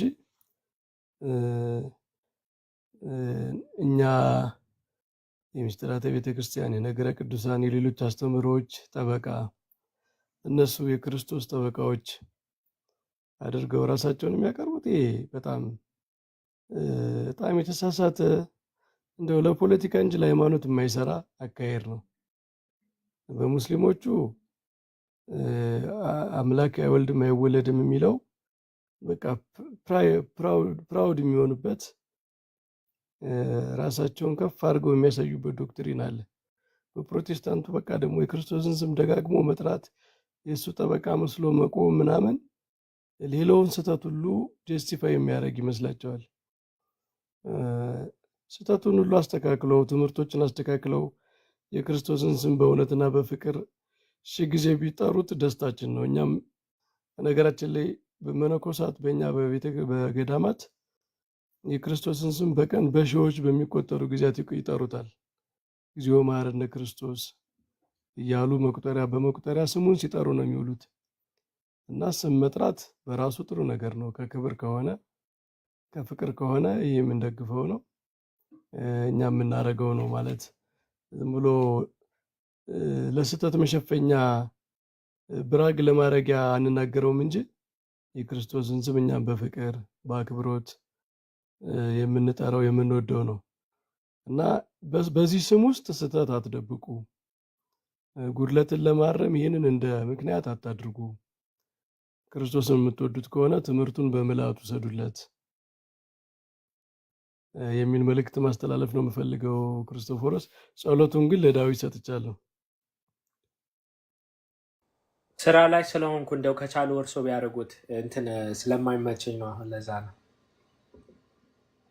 እሺ ሄሉ ምናልባት የምትናገረው ነገር ካላት ክርስቶፎሮስ ብዙ አልተናገረችም። ሄሉና ቃል የማጠቃለያ ነገር የሆነ የምትሉት ነገር ካለ አንሱ። እሺ ሄሉ ቃልም ካለ አመሰግናለሁ መምህር በረከት።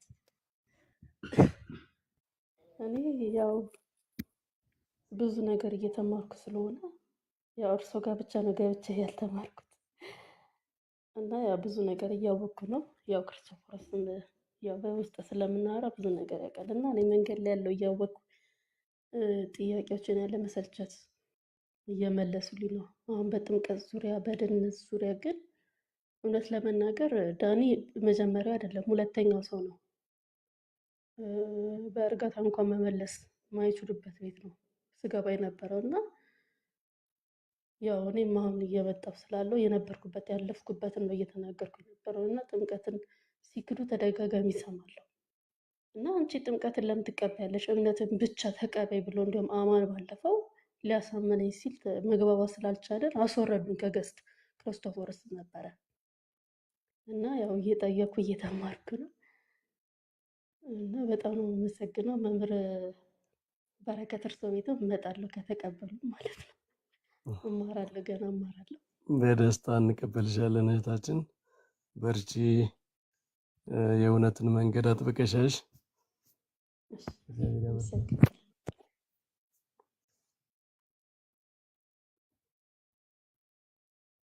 እሺ ሄሉ ቃል ያንተ ተራ ደርሷል። አንተ ልጅ ቶሎ በጊዜ ግባ ብያለሁ ወደ ቤት። እሺ ክርስቶፈር በጣም ነው አመሰግነው። በጣም ደስ የሚል ውይይት ነበረ። ደስ የሚል ረጋ ያለ ሀሳብን ለመግለጽ የሚመች በደንብ መሰማማት ያለበት ስሙዝ የሆነ መጫጫው የሌለበት ስለሆነ በጣም ደስ ብሎኛል። እስቲ ሌላም ጊዜ እናወራለን። መምህር በረከት በጣም ነው ማከብሮት መወደት ጓደኞች አሉኝና እኔም አንድ ጓደኛ አለኝ፣ አንድ ዲያቆን ጓደኛ አለኝ፣ አንድ ደግሞ አብሮኝ ያደገ አብሮ አደግ ጓደኛ አለኝና እርሱ ሁለቱም በጣም ነው እንትን የሚሉት እና እኔም በደንብ ነው የምከታተሉት እነሱም ይከታተላሉና እስቲ ወደፊት ደግሞ በደንብ እናወራለን። በውስጥ ጽፍሎታለሁ። ጥሩ እሺ ቃል በውስጥ ጻፍልኝ። እግዚአብሔር ይስጥልኝ ያክብርልኝ። እሺ አሜን አሜን። ክርስቶፎርም ጽፋለሁ። እሺ አይቼዋለሁ። መስጂድ እንደ ግድ ነው እንዳታዳላሽ። ያው እሳቸውን አጥብቀህ አላዳለም ያው እሳቸውን በደንብ ስለማያቸውና ያው ከመጀመሪያውም ጀምሮ አሁን ላይቭ መግባት ከጀመሩ ጀምሮ በደንብ ሳያቸው ስለነበረ ነው። ስፔሻሊ አንድ ጓደኛ አለኝ ህያው የሚባል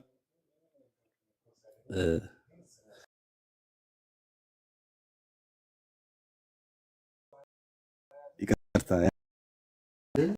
እኛ ራሳቸው የእሳቸው ተማሪ ነን እኮ እንጂ አንተ እንዴት በዛባቸውም ደግሞ መምህር ናቸው። ቼክ ለመደራረግ ምናምን እንዲያመች ነው እኔ ማግኘኝ አልኩ እንጂ ታይ ብዙ ሰው ነው የማገኘውና ትንሽ አንዳንዴ በዛ ይልና እረሳችኋለሁና ግን ኮንታክት አድርገኝ ምንም ችግር የለውም።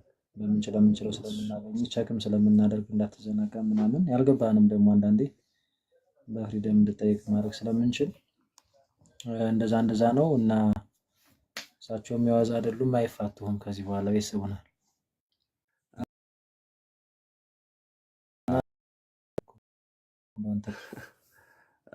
ጓደኞቼ አብዛኞቹ አብሮ አደጎቼ ብዙዎቹ እንደዛ ናቸው። ያው እኔም በመላእክት ተከቦ ነው ያለው። በጣም ቃልያ በጣም አሪፍ ነው። ደግሞ ጥሩ እንትን ያለ አይዚ ቃል ብታመልጥ ብዬ እመክርሃለሁ። የእህትነቴ እኔ 15 ዓመት ደክም ያለ እኔ እመክርሃለሁ ብትወጣ።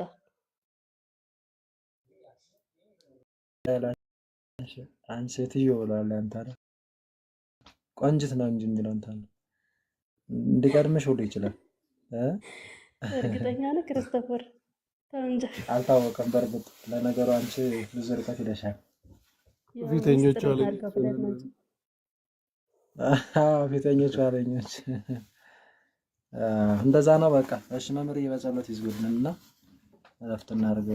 እንደዛ ይሻላል። በስመ አብ ወወልድ ወመንፈስ ቅዱስ አሐዱ አምላክ። አቤቱ አምላካችን እግዚአብሔር ሆይ በመካከላችን ተገኝተህ ስላስተማርከን ውይይታችን ስላቀናልን ልባችን ስለከፈትክልን እናመሰግናለን።